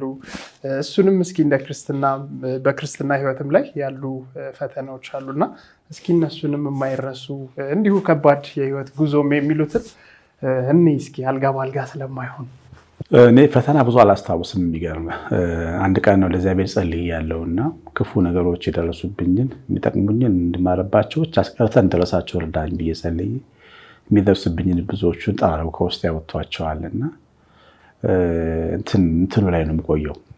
እዛኛው ላይ ለምሳሌ ወለጋ፣ ወልቂጤ፣ ሆሳዕና ያደኩበት ባሌ ጎባ በልጅነቴ ወለጋ እንደውም ሕፃን ልጅ ሆኜ ነው ተወለድኩ። ከዛ ወደ ሆሳዕና እስከ 6ኛ ክፍል ተማርኩ። ባሌ ጎባ እስከ ሃይ ስኩል ተማርኩ። እንደገና ወልቂጤ ደግሞ መጣሁ። ክፍለ ሀገር ስትኖር ተለያየ ሀገር ስትኖር ኢትዮጵያን ታፈቅራታለህ፣ ተወዳታለህ የሚለው ቃል አይበቃም። ታፈቅራት፣ ታሳዝናለች። ደግሞ እንደገና አገልጋይ ሆኜ ደግሞ ገጠሯን ከከተማ እስከ ገጠር ከጫፍ እስከ ጫፍ ከትግራይ እስከ ሞያሌ ከዚህኛው ከምዕራብ እስከ ጥግ ወለጋ ድረስ ከምስራቅ ሁሉንም ማለት ገጠር ከተማውን ዞር ያለው እና በቃ ሀገሬ ሀገርን እናት አድርገው ሲያዜሙ ምናምን ልቤ ይቦጫቦጫል። በቃ ያችን ሀገር አውቃታለሁ እና ሀገራችን በጣም የተለያየ መልክ አላት። በጣም ታሳዝናለች። የምንጭ ውሃ የሚጠጣ ሰው አለ፣ ያልተጣራ ውሃ ቀርቶ እንዲህ ጠጥቶ የሚጠጣ ሰው አለ። አንተን ሲጋብዝ እሱ በቃ ትልቅ ነገር ይሆንበታል። አንተ የኖርከውን ኑሮ ማያውቀውም አለ። አንተ ከየት እንደመጣህ ማይረዳ አለ። ብል በቃ እና ወርቅ የሆነች ሀገራችንን የበለጠ እንድወዳት እና ደግሞ ቤተክርስቲያኔን እንደወዳት በደንብ እንዳስብ አድርጎኛል። ያ ክፍለ ሀገር ውስጥ ያየሁት ነገርና እውነት ለመናገር ኢትዮጵያን ሳያይ ኢትዮጵያን ወዳታለሁ ቢለኝ ይገርመኛል። አዲስ አበባ ብቻ ኖሮ አይሆንም። እኔ አዲስ አበባ ልጆች ወጣ በሉ ውጡ። አዋሳ ይሄ ቢቻ ያለበት ሀገር ብቻ አይደለም፣ በደንብ ውጡ። ውስጥ ይቻል ነው። ጨከን ብላችሁ ወደ ጥግ ሂዱ። እንደ ሀገሩ ሰላም ሲሆን እየተንቀሳቀሳችሁ የባህል ሀገሩን ኑሮ እዩ፣ ገጠሩን፣ ፍቅሩን፣ ቅንነቱን ይዩት እና ህይወት ብዙ ቦታ ነው ያለው ነው። አዲስ አበባ ራሱን ቻለ ደግሞ ደስ የሚል ህይወት አለ እና ያ በጣም በህይወቴ ውስጥ ኢቭን በመንፈሳዊ ህይወቴ ውስጥ ጠቅሞኛል። ያሳደገኝ ያ ነው ብዬ አምናለሁ። መንፈሳዊ እንድትሆን የሚያስተምር ብዙ ሰው አለ። የሚያምኑ ብዙ ሰዎች በየተለያየ ቦታ ታያለ። ብዙ እናቶች ታያለ። ምስክርነቶችን ትሰማለህ በየክፍለ ሀገር ውስጥ። እሱ በጣም ያሳድግሃልና እውነት ለመናገር ይሄንን በማየቴ በጣም ራሴን እድለኛ እቆጥራለሁ። ኢትዮጵያዊ በመሆኔ የኢትዮጵያዊ ቄስ በመሆኔ በጣም ነው የምኮራው። ኢትዮጵያ ሀገሬን በጣም ነው የምወዳት። ለልጆቼም እነግራቸዋለሁ። የምትበሉት እንጀራ ይሄ ሁሉ የኢትዮጵያ እንጀራ ነው። የትም ሀገር ብትሄዱ ለኢትዮጵያ መሞት ካለባችሁ መታችሁ ሞቱ ብዬ እነግራቸዋለሁ። ልጆቼ ይሰማሉ፣ ምስክሮች ነው። መሞት ካለባችሁ ለኢትዮጵያ ትሞታላችሁ እና ኢትዮጵያ ሁላችንም ልንወዳት የሚገባ ሀገራችን እንደሆነ አይቻት ተምሬያለሁና መልካሙ ነገር ነው የሚታየኝ። ብዙ ችግሮችን ብዙ አላስታውስም። ሀገርህን ወቅ ሀገርህን እንድትወድ የሚባል ነገር አለ። ምናልባት ያው እርሶም ይበልጥ ይኸውን ከመውደዱ ባለፈ አፈቅራታለሁ ሀገሬን እንዲሉ ያስገደደው ያው ማወቅ ማየት የነበሩ ትዝታዎች የነበሩ መልካም እሴቶቻችንን በደንብ ስላጣጣሙትም ነው ብዬ አስባለሁ። በአጭር ጊዜ ትርፋማ የሚሆኑበት አዋጭ የቢዝነስ እድል የወረቀት ዘንቢሎች፣ ነን ወቨን ባጎችና ሌሎችም የቁሳቁስ መያዣዎችን በማምረት አትራፊ የሚሆኑበት ታላቅ እድል በሮን እያንኳኳ ነው። ልብ ይበሉ፣ ከጥር 23 ጀምሮ በየትኛውም ቦታ ፌስታል መጠቀም በሕግ ያስቀጣል። አዲስ እይታ ቢዝነስ አማካሪ ከአነስተኛ የሰፈር ሱቆች እስከ ትላልቅ ሱፐር ማርኬቶች፣ ከቡቲኮች እስከ ሆቴልና ሬስቶራንቶች በአሁኑ ጊዜ በስፋት የሚፈለጉ ለአካባቢ ጥበቃ ተስማሚ የሆኑ ዘመናዊ የቁሳቁስ መያዣዎችን በማምረት በአጭር ጊዜ ፈጣን ትርፍ የሚያገኙበትን የማይታለፍ እድል ይዞ ቀርበዋል።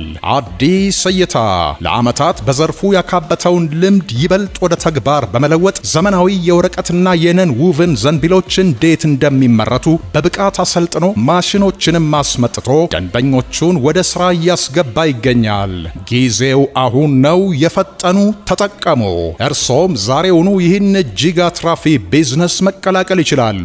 በዘርፉ ከፍተኛ ዕውቀትና ልምድ ባላቸው ባለሙያዎች ያልተቋረጠ ድጋፍና ክትትል፣ በትክክል የሀገር ውስጥና የውጭ ማሽኖች በተመጣጣኝ ዋጋ፣ የገበያ ትስስርና የጥሬ ዕቃ አቅርቦት በአስተማማኝ ሁናቴ ከአዲስ እይታ። መነሻ ካፒታል ለወረቀት ዘንቢል 40 ሺህ ብር፣ ለነን ውቭን 730 ሺህ ብር። ሌሎችንም በገበያ ጥናት የተለዩ አትራፊ ቢዝነሶችን ለመጀመርና ማምረቻ ማሽኖችን ለማስመጣት ሐሳብ ካለው ከአዲስ እይታ አስተማማኝ አገልግሎት ያገኛሉ። በዚህ ፈጣንና ተለዋዋጭ ዘመን አዲስ እይታን ሳያማክሩ ወደ ቢዝነስ ዓለም ለመግባት አይወስኑ። ተጨማሪ መረጃዎችን በአካል ተገኝተው አለያም በሁሉም የሶሻል ሚዲያ አማራጮች ማግኘት ይችላሉ። አድራሻ ሜክሲኮ ኬኬር ህንፃ ሁለተኛ ፎቅ ቢሮ ቁጥር 227 ስልክ 0978 21 21 21 ህልሞን እንተገብራለን። አዲስ እይታ 10 ዓመታት በስኬት።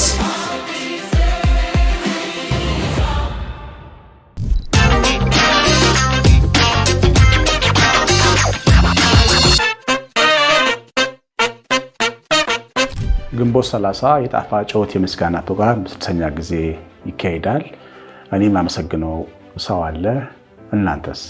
ላለፉት 5 ዓመታት በተለያየ ዘርፍ በርካታ ሰዎችን በጣፋጭ ሕይወት የምስጋና ፕሮግራም ላይ ሲያመሰግን እንደነበር ይታወቃል። ዘንድሮ ለ6ኛ ጊዜ ግንቦት 30 እየተዘጋጀን ነው። እኔም አመሰግነው ሰው አለኝ። እናንተስ? ግንቦት 30 6ኛው የጣፋጭ ሕይወት የምስጋና ፕሮግራም እንደሚዘጋጅ ይታወቃል። ደርሷል ማለት ነው። እኔ ግንቦት 30 የማመሰግነው ሰው አለኝ፣ የማመሰግነው አካል አለኝ። እናንተስ? ግንቦት 30 ጣፋጭ ሕይወት የምስጋና ጊዜ ነው። እዛው እንገናኝ። እኔም የማመሰግነው ሰው አለኝ። ግንቦት 30 እንገናኝ። ጣፋጭ ሕይወት የምስጋና ቀን ላይ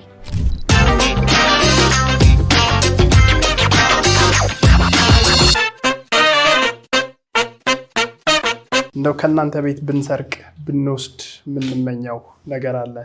ለምሳሌ ከልጆችን የማሳደግ በተለይ ወላጅ አልባ የሆኑ ሰዎችን እኔ እንኳን ከእርሶ በቅርብ ርቀት ማውቃቸው በቅርቡ እንዲሁ የሰማኋቸው ያየኋቸው ነገሮች አሉና እንደው ወላጅ አልባ የሆኑ በተለያየ ምክንያት ወላጆቻቸው ማግኘት ያልቻሉ ልጆችን እንዲያሳድጉ ሌሎች ልጅ የሌላቸው በትዳር ውስጥ ሆነው ግን ደግሞ ወደዚህ ህይወት ውስጥ መግባት የከበዳቸው እንደ ሀገራችን ላይ ደግሞ ትንሽ ከባዱ ነገር አንዱ እንግዲህ በጉዲፈቻ ጋር በተያያዘ ነገሮች አሉና ይህንን ጤናማ ያልሆነውን ነገር ለማስተካከል እንደሚጠሩና እንደሚኖሩት አውቃለሁና እስኪ እሱንም ትንሽ ነገር እናንሳ። እግዚአብሔር ልቡ ሲገባ የልብ ሀገር ይሰፋል እና ሀገርህ የልብ ሀገር ሲሰፋ ለብዙ ሰዎች ምን በላይ ይሆናል። መሸከም ትችላለህ፣ ሰው መውደድ ትችላለህ። የሰው ልጅ የራስህ ልጅ ሆኖ ይታያል። የሰው ቁስል የራስህ ቁስል ሆኖ ይታያል። እማሆይ ቴሬሳ ያው በዓለም ላይ ትልቋ እናት ናቸው። ህፃናት ልጆችን በማሳደግ መጀመሪያ ቀን አንድ ልጅ ወድቆ ሲያዩ መነኩሴ ናቸው የካቶሊክ ክርስቶስ ወድቆ አየሁት ነው የሚሉት። ሰውን በክርስቶስ ማየት አንተን አርቄ አይደለም ማየት የክርስቶስ ልጅ የክርስቶስ ደም አንተ ውስጥ ያለ እና ክርስቶስ የሞተልህ አንተ ነህ ሆኜ ሳይህ እና ዝም ብዬ አንተን ሳይህ ይለያያል እና እንደሱ አድርጎ ማየት እንዲህ አይነት ልብ ይፈልጋል። አላቸው ደግሞ ብዙ ሰዎች እንዴት ልብ ይገርማል። አሁን በዚህ ልጆችን በማሳደግ ዙሪያ ብዙ ስራዎችን የምንሰራ ቤተሰቦች አሉና የሚገርም ማታስባቸው ማጠበቃቸው ወጣት ልጆች አንድ ልጅ ወልደው ተጨማሪ አንድ ልጅ እናሳድግ ብለው ይመጣሉ። ወጣት ማጠበቃቸው ማለት ነው። እና በጣም ተስፋ የሚሰጥ ትውልድ እንደመጣ ነው። እንደውም የድሮ ዘመን ልጆችን ያሳድጋሉ፣ በዛው ልክም ደግሞ ይሄ ምንድነው ባድማውዝ ይሄ ክፉ ወሬ ማደጎ ላይ ክፉ ወሬ ማስወራት ትቶሽ ይሄዳል፣ የሰው ልጅ የሰው ነው ይባሉ ንግግሮች የመጡት ከድሮ ሰዎች ነውና የራስም ልጅ አንተ አይደለም፣ የራስም ልጅ ወልደኸው ትድረዋለህ።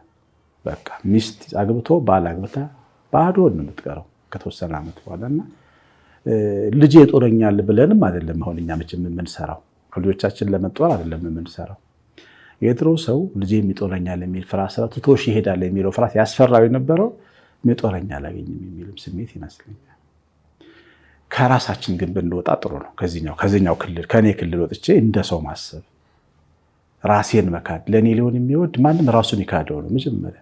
ከዛ መስቀሉን ተሸክሞ ይከተለኝ። ኃላፊነት አለብን ሁላችንም። እውነቴን ነው የምነግርህ። ልጆች የሚያድጉበት ተቋም ብዙ ቦታ ሄጄ ጎብኝቻለሁና 20-30 ትንንሽ አልጋዎች ላይ ወላጆች የሌላቸው ልጆች ጡጦ እየጠቡ ተኝተው ይውላሉ። ቤተክርስቲያን ሄዶ ሊሰጠኝ ብሎ የማይለቅስ በጣም ብዙ ወላጅ አለ። እና ይሄን የምንሰማ ሰዎች ምናልባት እግዚአብሔር የተናገረ ሊሆን ይችላል። እና በትንሹ መታመን ነው። እስቲ በዚህኛው እንታመንና በዛኛው ደግሞ ሾመናል። አንድ የባንክ የሚሰሩ ቤተሰቦች ሲነግሩኝ 9 ዓመት አልወለዱም ከተጋቡ በኋላና አስበው ሲያዩት ሐኪምም አትወልዱም አላቸው። ሄደው ወንድ ልጅ አመጡ ከማሳደጊያ ልጅ አድርገው በህጋዊ መንገድ ልጃቸው ጋር በቃ ያው በአባት ሲሆኑ እናት ስትሆን ከ2 ዓመት በኋላ መንታ ልጅ ወለዱ። ይገርማል። አትወልዱም የተባሉ ሰዎች በጥቂቱ ታመን በብዙ ትሾማለህ። እግዚአብሔር ቃል እውነት እና እንዲህ አይነት የህይወት ልምምድ እኛ ኦርቶዶክስ፣ እኛ ክርስቲያኖች፣ እኛ ኢትዮጵያውያን በጣም ለምደን መምጣት አለብን። በጣም ብዙ ልጆች አሉ እኛ እያለን አለ ወላጅ። አንድ ባህር ዳር ተቋም አውቃለሁና ምን ያደርጋል መሰለህ? ወላጅ ካልመጣላቸው ካደጉ በኋላ ከተማ እንዲከራዩ ያደርጋል። ቤት ይከራይላቸዋል። የከተማ ሰው ከከተማ ሰው ጋር ከሰው ጋር መኖር እንዲለማመዱ ከሰው ጋር ገበያ ሄደው ገዝተው ስቀው እንደዚህ እንደ ሰው እንዲኖሩ። እንዴት እኛ እያለን ሰው እንደ ሰው መኖር ያቅተዋል? እና ይሄ በቃ ትቶኝ ይሄዳል ምናምን ትቶ ይሄድ ደግሞ አፍቅሮ የከሰረ የለም። ልጁን አቅፎ ስሞ አሳድጎ ትቶት የሚሄድ ልጅ የለም። በተለይ ይሄ ትውልድ የዚህ ዘመን ልጅ ትቶ አይሄድም። ለምን? እኛ ወላጆች ጥሩ ፍቅር እንሰጣለን። የዚህ ዘመን ወላጅ ምርጥ ወላጅ ነው። ይህን ፍቅር እንስጣቸው እና እናገልግል። አዲስ ነገር የለውም። ይሄ ምንም ትልቅ ነገር ተደርጎ መቆጠር የለበትም። እና መንፈስ ሲወልድና ሆድ ሲወልድ ነው እንጂ ልዩነቱ ምንም ልዩነት የለውም። አንድ አይነት ነው። በቃ ሆድ ሲወልድ ህሊና ሲወልድ ማለት ነው። እና በጣም ትልቅ ነገር ነው። ሊበረታታ የሚገባ ማድረግ የሚገባን ይሄ መስቀል ዓላማ ያስገድደናል እንድናደርግና ብናረገውም እንደ ትልቅ ነገር መቆጠር የለበትም። አንዱ ያው አዌርነስ አለ እየፈጠርን ያለ ነው። በዚህ ተያይዞ ወደዚህ ነገር የሚገባን ሰው ማብዛት መቻል አለብን እና ጥሎኝ ቢሄድስ፣ ቢከዳኝስ፣ ወራሽ ቢሆንስ፣ ከሆነ ሰዓት በኋላ ወላጆቼን ቢጠይቅስ አይደል? እነዚህ ሁሉ እንዲፈሩ የሚያደርግ ነው። አቅም አላቸው፣ ሀብት አላቸው፣ ማስተዳደር ይችላሉ በደንብ። ከእሱም በላይ ብዙዎችን ማገዝ እና ማኖር ማሳደግ እየቻሉ ወደዚህ ነገር ውስጥ ግን እንዳይገቡ እንዲህ አይነት ማነቆች አሉ። እርስዎ ደግሞ አይ ይሄን እኮ ይኸው እኔም አድርጌው ይኸው በብዙ በረከት እየኖርኩ ነው የሚል እየተኖረ ያለ ህይወት አለና እስኪ እንደው ይሄን ስንል ውስጡ ላይም ቻሌንጆች አሉ። ልጆች ከመታመም ጋር እናት ወላጅ አባቴን ፍለጋም ሊሆን ይችላል ሊጠይቁ ይችላሉ። እነዚህንስ እንደው ውስጡ ላይ ያለውስ ነገር ምን ይመስላል? እንዲህ አይነት ነገር ሊፈጠር ይችላል። እውነትን ቅድም መጀመሪያ ላይ ስንናገር እውነት አርነት ያወጣል። እውነትን ይዞ መኖር ነው። ያው ልጅ ሊጠይቅ ይችላል። ሄዶ ማፋለግ ነው ወላጅ። ቅድም እንዳልኩ ነው። ከራስህ ጋር መፋታት አለብህ። ዓላማህ ራስን ማገልገል ነው ወይስ ልጁን ማገልገል ነው? ምንድን ነው ዓላማ? ራሴን፣ ጉራዬን፣ ኩራቴን ወይም እኔን ማገልገል ከሆነ አሁን ምንድነው ነገር ያስማማ። ግን ያንን ሕፃን ልጅ ወይም ያችን ሕፃን ልጅ የምናገለግል ከሆነ የሚፈልጉትን ነገር ማድረግ አለብን። እናሳድጋለን፣ እናቅፋለን፣ እንስማለን፣ አባት እንሆናለን፣ እናት እንሆናለን። ልጅ ሆኖ መብት ሁሉ እንሰጣለን። እግዚአብሔር እኛን ልጅ ያደረገን ምን ሆነን ነው? እስኪ ንገረኝ። ሰማይን የሚያወርሰን ተገብቶን ነው? ገና ኃጢአተኞች ሳለን እኮ ነው በልጅ ሞት ወደደን የሚለው እግዚአብሔር ቃል። ሲጀመር እኛ ስለምናወርሳቸው ልጆች ጉዳይ የምናስብ ምን ሆነን ነው? እኛ እግዚአብሔር ልጆች የሆን ነው በእግዚአብሔር ጸጋ እኮ ነው። ፍቅር ጸጋ ነው። በቃ ልጅህ ልጄ ነው። ከሆድህ ይምጣ ከመንፈስህ የሚወለድ ልጅህ ነው። በቃ አንድ አይነት ነው። እኩል መብት ነው ያለው። ይብን በህግም በህሊናም እኩል መብት ነው ያለው እና ያንን መቀበል ያስፈልጋል። ደግሞ ቀላል ነው። ተቀምጠን ስናስበው ነው ከባድ የሚሆንብን። የሚገርምህ ካላረግነው ነው የሚከብደን። ተራራውን በርቀት ስታየው ሩቅ የሚመስል ስትራመድ ይቀርባል ይባላል። ስትራመድ ግን ሌላ ነው። ትዝ አይልህም። እንደሱ አታስብም። እንደውም ሚዛን ታጣለህ። ፍቅርህ እየበረታ ትቸገራለህ። ምክንያቱም በቃ ከሆድህ እንደወጣ ልጅ አንተ ላይ ሲጠመጠም አባ ሲልህ ምን ሲልህ ሌላ ሰው ነህ። እንደውም ሚዛን ታጣለህ። በፍቅር ትነዳለህ። ተቀምጠን የምናስበውና የምንኖረው በጣም ይለያያል። ስንኖረው በጣም የተለየ ነው እና ወላጅም ቢፈልግ ሄደን ታፋልጋለህ። ምክንያቱም ማንም ወላጅ ተቸግሮ ነው ልጁን ሜዳ ላይ አስቀምጦ የሚዞር የሚለው። እሺ ከዛ ካገኘ በኋላ የሚቀጥል ይመስላል? እዛ አይቀጥልም። አንተ አባት እናትህ ጋር ይመጣል። ፍቅርህን ማንም ቢሆን ሊወስደው አይችልም። ስለዚህ እንትን ነው ይሄ ከራስህ ጋር ተፋተህ ብድራትህን እየፈለክ የምድሩን ብድራት እየፈለክ የምታደርገው ከሆነ ባይሞከር ጥሩ ነው።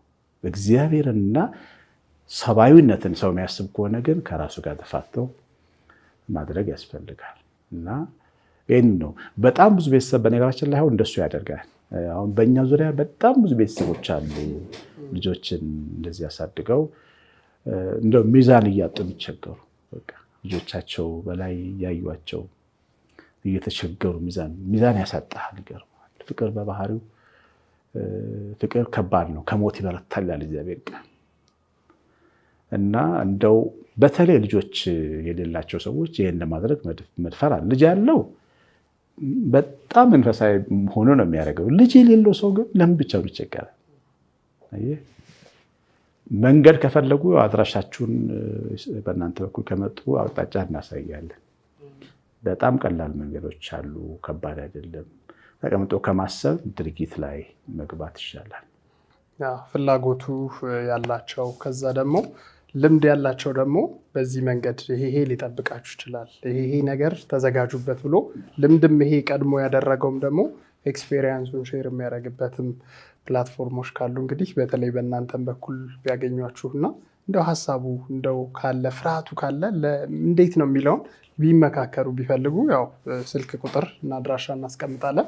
በዛ መሰረት እንድታገኙና ያው ጣፋጭ ሕይወት ስንል ከተማችን ላይ ወላጆቻቸው በተለያየ ምክንያት ተገቢውን ነገር ሳይሰጣቸው ጎዳና ላይ ያሉ ልጆች አሉ። በየማደጎ ቦታው ላይ ያሉ ታዳጊዎች ህፃናቶች አሉ እና እነሱን ብናግዝ አንደኛ እኛም ላይ ያሉ የሚመጡ በረከቶችን መያዝ ነው። ከዛም ባለፈ እነሱንም መታደል ነው። ሶስተኛም ደግሞ በተጨማሪ ህይወትን ይበልጥ ተጨማሪ ቤተሰብ አብዝቶ ማስኬድ ነው። በዛ ውስጥ ደግሞ ጣፋጭ ህይወትን ማጣጣም ይቻላል ብለን እናስባለን። እንቀጥላለን። ቴች ፖድካስት ላይ ነው ያለነው በጣፋጭ ህይወት ቲዩብ ላይ ይህ ፕሮግራም እየተላለፈ ነው ከቀሲስ አሸናፊ ገብረ ማርያም ጋር በተለይ የቤተሰብ ጋር ያሉ ጉዳዮችን በማንሳት ላይ እንገኛለን። እንቀጥላለን። አብራችሁን ቆዩ። በአጭር ጊዜ ትርፋማ የሚሆኑበት አዋጭ ቢዝነስ እድል የወረቀት ዘንቢሎች፣ ነን ወቨን ባጎችና ሌሎችም የቁሳቁስ መያዣዎችን በማምረት አትራፊ የሚሆኑበት ታላቅ እድል በሮን እያንኳኳ ነው። ልብ ይበሉ፣ ከጥር 23 ጀምሮ በየትኛውም ቦታ ፌስታል መጠቀም በሕግ ያስቀጣል። አዲስ እይታ ቢዝነስ አማካሪ ከአነስተኛ የሰፈር ሱቆች እስከ ትላልቅ ሱፐር ማርኬቶች፣ ከቡቲኮች እስከ ሆቴልና ባርና ሬስቶራንቶች በአሁኑ ጊዜ በስፋት የሚፈለጉ ለአካባቢ ጥበቃ ተስማሚ የሆኑ ዘመናዊ የቁሳቁስ መያዣዎችን በማምረት በአጭር ጊዜ ፈጣን ትርፍ የሚያገኙበትን የማይታለፍ ዕድል ይዞ ቀርበዋል። አዲስ እይታ ለዓመታት በዘርፉ ያካበተውን ልምድ ይበልጥ ወደ ተግባር በመለወጥ ዘመናዊ የወረቀትና የነን ውቭን ዘንቢሎች እንዴት እንደሚመረቱ በብቃት አሰልጥኖ ማሽኖችንም አስመጥቶ ደንበኞቹን ወደ ሥራ እያስገባ ይገኛል። ጊዜው አሁን ነው። የፈጠኑ ተጠቀሙ። እርሶም ዛሬውኑ ይህን እጅግ አትራፊ ቢዝነስ መቀላቀል ይችላሉ። በዘርፉ ከፍተኛ ዕውቀትና ልምድ ባላቸው ባለሙያዎች ያልተቋረጠ ድጋፍና ክትትል፣ በትክክል የሀገር ውስጥና የውጭ ማሽኖች በተመጣጣኝ ዋጋ፣ የገበያ ትስስርና የጥሬ ዕቃ አቅርቦት በአስተማማኝ ሁናቴ ከአዲስ እይታ። መነሻ ካፒታል ለወረቀት ዘንቢል 40 ሺህ ብር፣ ለነን ውቭን 730 ሺህ ብር። ሌሎችንም በገበያ ጥናት የተለዩ አትራፊ ቢዝነሶችን ለመጀመርና ማምረቻ ማሽኖችን ለማስመጣት ሐሳብ ካለው ከአዲስ እይታ አስተማማኝ አገልግሎት ያገኛሉ። በዚህ ፈጣንና ተለዋዋጭ ዘመን አዲስ እይታን ሳያማክሩ ወደ ቢዝነስ ዓለም ለመግባት አይወስኑ። ተጨማሪ መረጃዎችን በአካል ተገኝተው አሊያም በሁሉም የሶሻል ሚዲያ አማራጮች ማግኘት ይችላሉ። አድራሻ ሜክሲኮ ኬኬር ህንፃ ሁለተኛ ፎቅ ቢሮ ቁጥር 227 ስልክ 0978 21 21 21 ህልሞን እንተገብራለን። አዲስ እይታ 10 ዓመታት በስኬት። እንግዲህ ህይወት ጣፋጭ ከሚያደርጉ ቅመሞች ውስጥ አንዱ ምስጋና ነው ብለን ላለፉት እንግዲህ 5 ዓመታት በተለይ ደግሞ ሬዲዮ ላይ 7 ዓመት አካባቢ ይህንን ጉዳይ በደንብ ፕሮሞት እያደረግን ቆይተናል። ስናስተዋውቅ በተቻለን አቅም እንግዲህ ፕላትፎርሙን ለማስፋት እየሞከርን ነው። የሃይማኖታዊ አንድምታው ምስጋናን እንዴት ያየዋል? ምክንያቱም ላለው ይጨመርለታል፣ ያው ምሬትም ካለ በዛው ይጨመራል። አንዳንዴ እንደ ዝግጅት ክፍል ስናየው ዓለም በብዙ ድብልቅልቅ ነገር ውስጥ በላዩ ኑሮ እየተባለ ነው፣ ጦርነቱ እየተባለ ነው። ይሄንን ግን ምናልባት ደጋግመን በማማረር ውስጥ እያበዛን ስለሆነ ነው እንደ ይሄ እየበዛ ያለው የሚለውም ጥያቄ ይሆንብናል። እና እንደው የምስጋና ባህላችን ባለን ነገር የመደሰት ነገራችን ትንሽ ደከም እያለ ሲሄድ ተስፋ ቢስ እንድንሆን በተለይ የሚያደርጉ ነገሮች እየበዙብን ሄዱ። በዚህ ጋር ኑሮ እንላለን፣ በዚህ ጋር ጦርነት ስንል፣ በዚህ ጋር በላይ የሚመጡ አሉታዊ ነገሮች ከማመስገን ይልቅ ለማማረር የሚያዳሉ ሆኑብንና በየትኛው እርጋታስ እንደው ቆም ብለን እንይ የሚል ጥያቄዎች መጥተውብናል። እና እርስዎ ደግሞ በመንፈሳዊ እይታ እስኪ እዚህ ላይ ትንሽ ሀሳብ እናንሸራሽ። በጣም መደግፈውና ደስ የሚለኝን ሀሳብ ነው ያነሳው። ሰው በቤቱ ቤተሰቡ ማመስገን አለበት፣ ትዳር አጋሩን፣ ልጆቹን ማመስገን አለበት። እኛ በጣም ደስ የሚል ልምላለን። ይገርማል። ቤት ውስጥ የምስጋናን ቀን እናከብራለን። የምስጋና ቀን የሚባለው አለ አይደል? የአሜሪካኖች የሚያከብሩት እዚህ እኛ ሀገር እኛ ቤት ራት አዘጋጅተን ተሰብስበን ጠረጴዛ ከበን ተራ በተራ ምስጋና እንመሰጋገናለን። እኔ በልጆቼ ለባለቤቴ ከመጀመሪያ ጀምሮ እስከ መጨረሻው ጓደኛችንም አለ፣ እሱም አለ። ሁሉንም የሚሰማኝን ሁሉ ፍቅሬን እናገራለሁ እነሱ። ከዛ ስንጨርስ እኛ ውስጥ የሚገባውን ኃይል ልነግር አልችልም። ለዛ ቤተሰብ የበለጠ መክፈል እንድንችል ያደርገናል። ምስጋና ጉልበት ይሰጣል፣ ምስጋና ይጨምራል። እና አሜሪካኖች ከሚቀናባቸው ነገሮች አንዱ የምስጋና ቀብለው የሚያከብሩት ነገር ነው። ሁሌ ነው። ባለፈውም ትዕግስት ዋርተኒውስ ጋር ተናግረናል ይህን ጉዳይ። የኢትዮጵያ መንግስት የምስጋና ቀብሎ አውጆ ባስደሰተን ነው ብሎ በቃ ዘግተን በተመሰጋገነ በጣም ብዙ ነገሮች ይስተካከላሉ። አሁን ለምሳሌ አሁን የጦርኛ አካባቢ ጦረኞች እነዚህ በቃ ጦርነት የሚወዱ ሰዎች ፖለቲከኞች ለምሳሌ የተፈጠሩት የጠብ ውጤቶች ናቸው። የቤተሰብ ጠብ ውጤት ነው ያ። ጠብ ሲበዛ ቤተሰብ ውስጥ የሚያፈራው ጠበኛ ትውልድ ያፈራል። ተምሮ ሐኪምም ዶክተርም ፕሮፌሰርም ሆኖ ግን ጦረኛ ነው። በቃ ክላሽ ይዞታ ያዋል፣ ያስፈራራል ማለት ነው። በምስጋና ደግሞ የምታሳድገው ልጅ ምን ያህል ሊሆን ይችላል? አየህ። እና በጣም የተቀደሰ ነገር ነው። የእስራኤል ልጆች ምስጋናን ፋሲካቸው ላይ ምስጋና ነው መጀመሪያ የሚያደርጉት። በምስጋና ነው ልጆቻቸውን የሚቀርጹት። የኤርትራን ባህር አሻገረ እግዚአብሔር እንዲያደርግ እግዚአብሔር እንዳለ ይሄም መዝሙር 135ን ያነባሉ። ያ ምስጋና ነው። አመስግኑት አመስግኑት አመስግኑት ምሕረቱ ለዘላለም ነውና አይምሯቸውን ብርሃን ውስጥ ነው የሚከተው። አየህ እና ይህንን በጣም ልምድ አድርጎ መኖር ያስፈልጋል። በግል ህይወት ራሱ አመስጋኝ ሰዎችና አማራሪ ሰዎችን ቅድም እንዳልከው ይለያያሉ። እኔ አንድ ማቃት ቤተሰብ ያለችና ትንሽ ነገር አድርግላት ዘላ አንገትን ነው የምትስመህ። ትንሽ ነገር የ50 ብር ካርድ ገዛህላት አለቀ በቃ ስትሳው ነው የምትለው። እና ትልቅ ሽማግሌ ሰው አሜሪካ ነገር የሚኖሩ ሰውዬ መጡ ሊጠይቁና ቅድመ አጎት ናቸው ለቤተሰቡ ለሁሉም በጣም ብዙ ልጅ ስላለ ጥርስ ብሩሽ ሳሙና ምናምን ትንሽ ነገሮችን ይዘው መጡ። ለምን ለሁሉም አይዳረስም። ተሰጣት ያን ሰጧት። በደስታ አበደች። የጥርስ ብሩሽና እንትን ኮልጌትና ሳሙና ትንሽ ነገር ነው አይደል?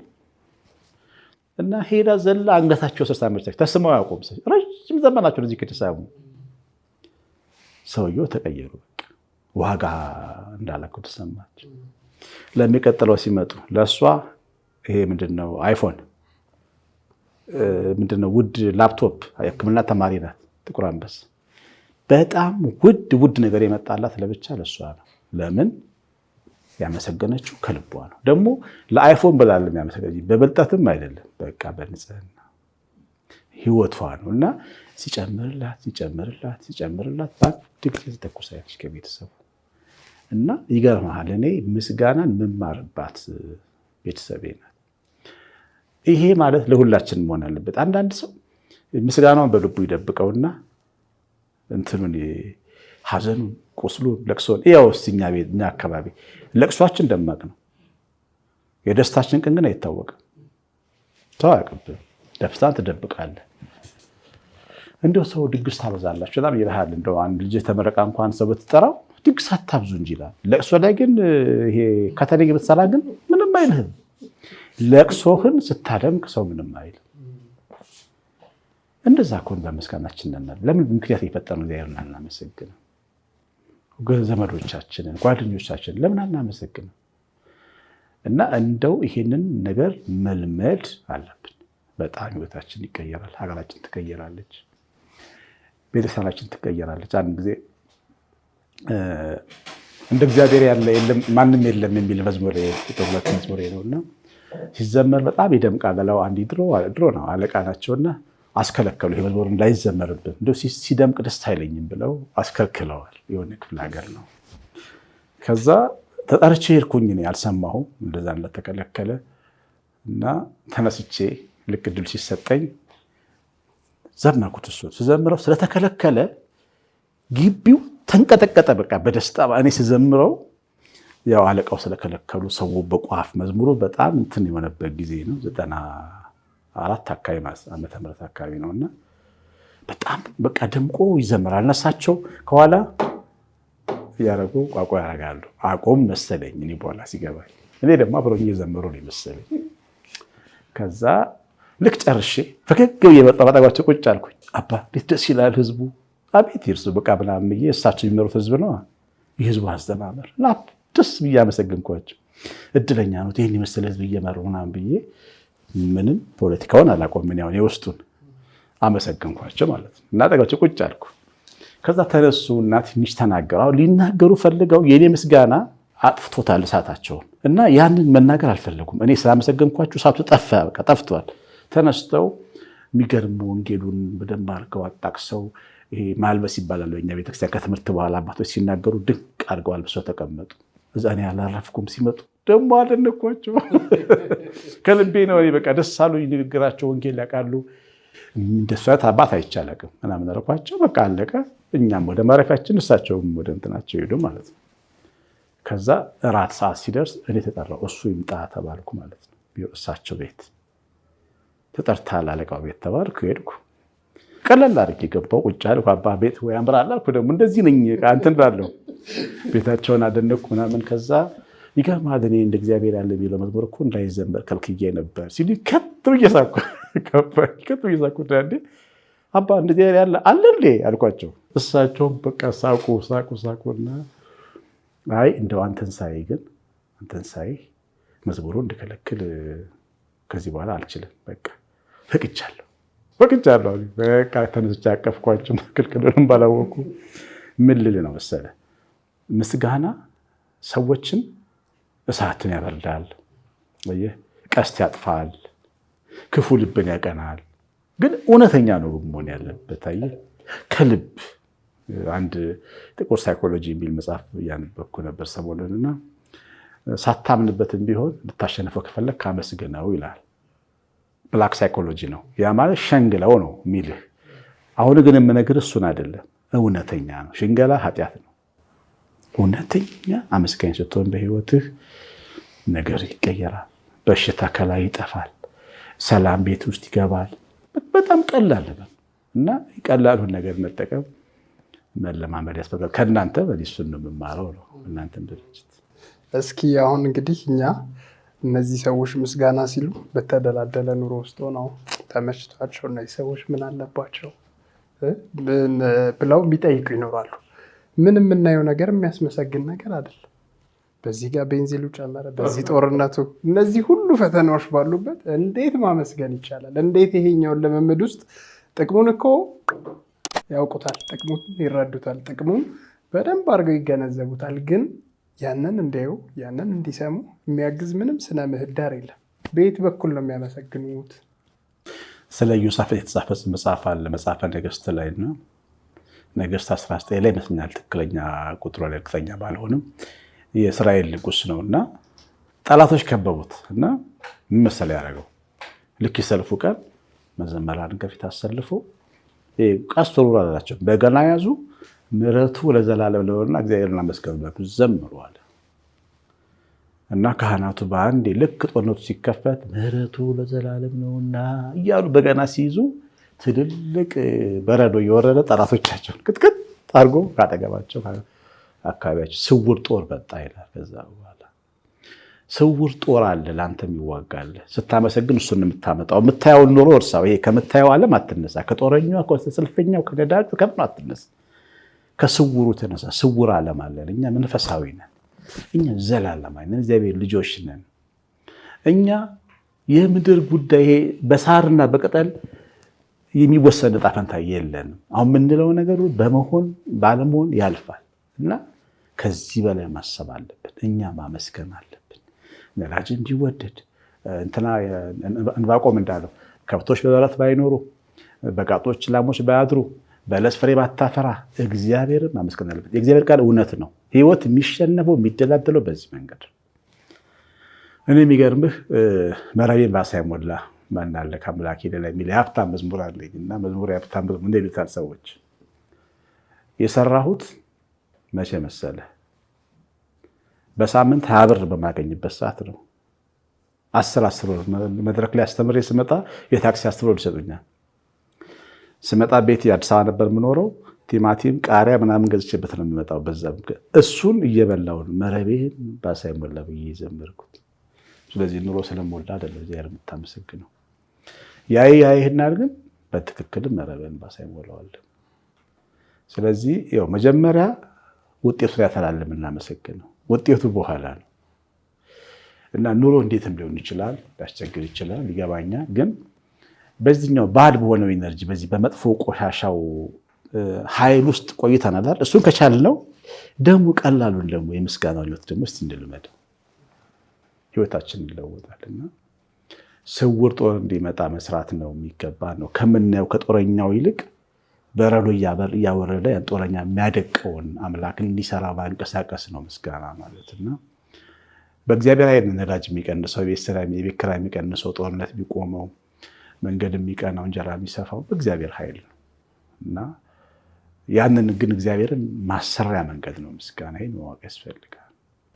ከፍ ያለ እይታ ይፈልጋል አይደል? ከምድር ወጥተን ወደ ሰማዩ ከፍ ወዳለ ካላየን ትንሽ እዚሁ ስንተረማመስ እንዲሁ እንቸገራለን። ያው ሰሞኑን እንግዲህ ባሳለፍነው ሳምንት ነበር እንደውም ቀጠሯችን ድንገት በመምህር ዘላለም ወንድሙ ህልፈት አማካኝነት እዛም ላይ ያው ቀብር ከሚያስፈጽሙ ኮሚቴዎች ውስጥ እርሶም አንዱ ነበሩ። ያው ካለፈ በኋላ እንግዲህ ስለሱ የምናያቸው የምንሰማቸው ነገሮች ሁሉ የሚደንቁ ናቸው። እንዴ በዚህ ደረጃ እንዲህ አይነት ህይወትም ተኖሯል እንዴ ብለን እስክንደነቅ ድረስ እንዲህ ብዙ ነገሮች እያየን ነው እና እንደው ስለሱ ትንሽ ነገር እናንሳ። ይሄም አንዱ ሰዎች ባሉበት በህይወት እያሉ ያለመመስከር ነገራችን ትንሽ ቀዝቀዝ ያለ መሆኑን ማሳያ ነው እና እንደው ስለሱም ትንሽ ነገር እስኪ እናንሳ።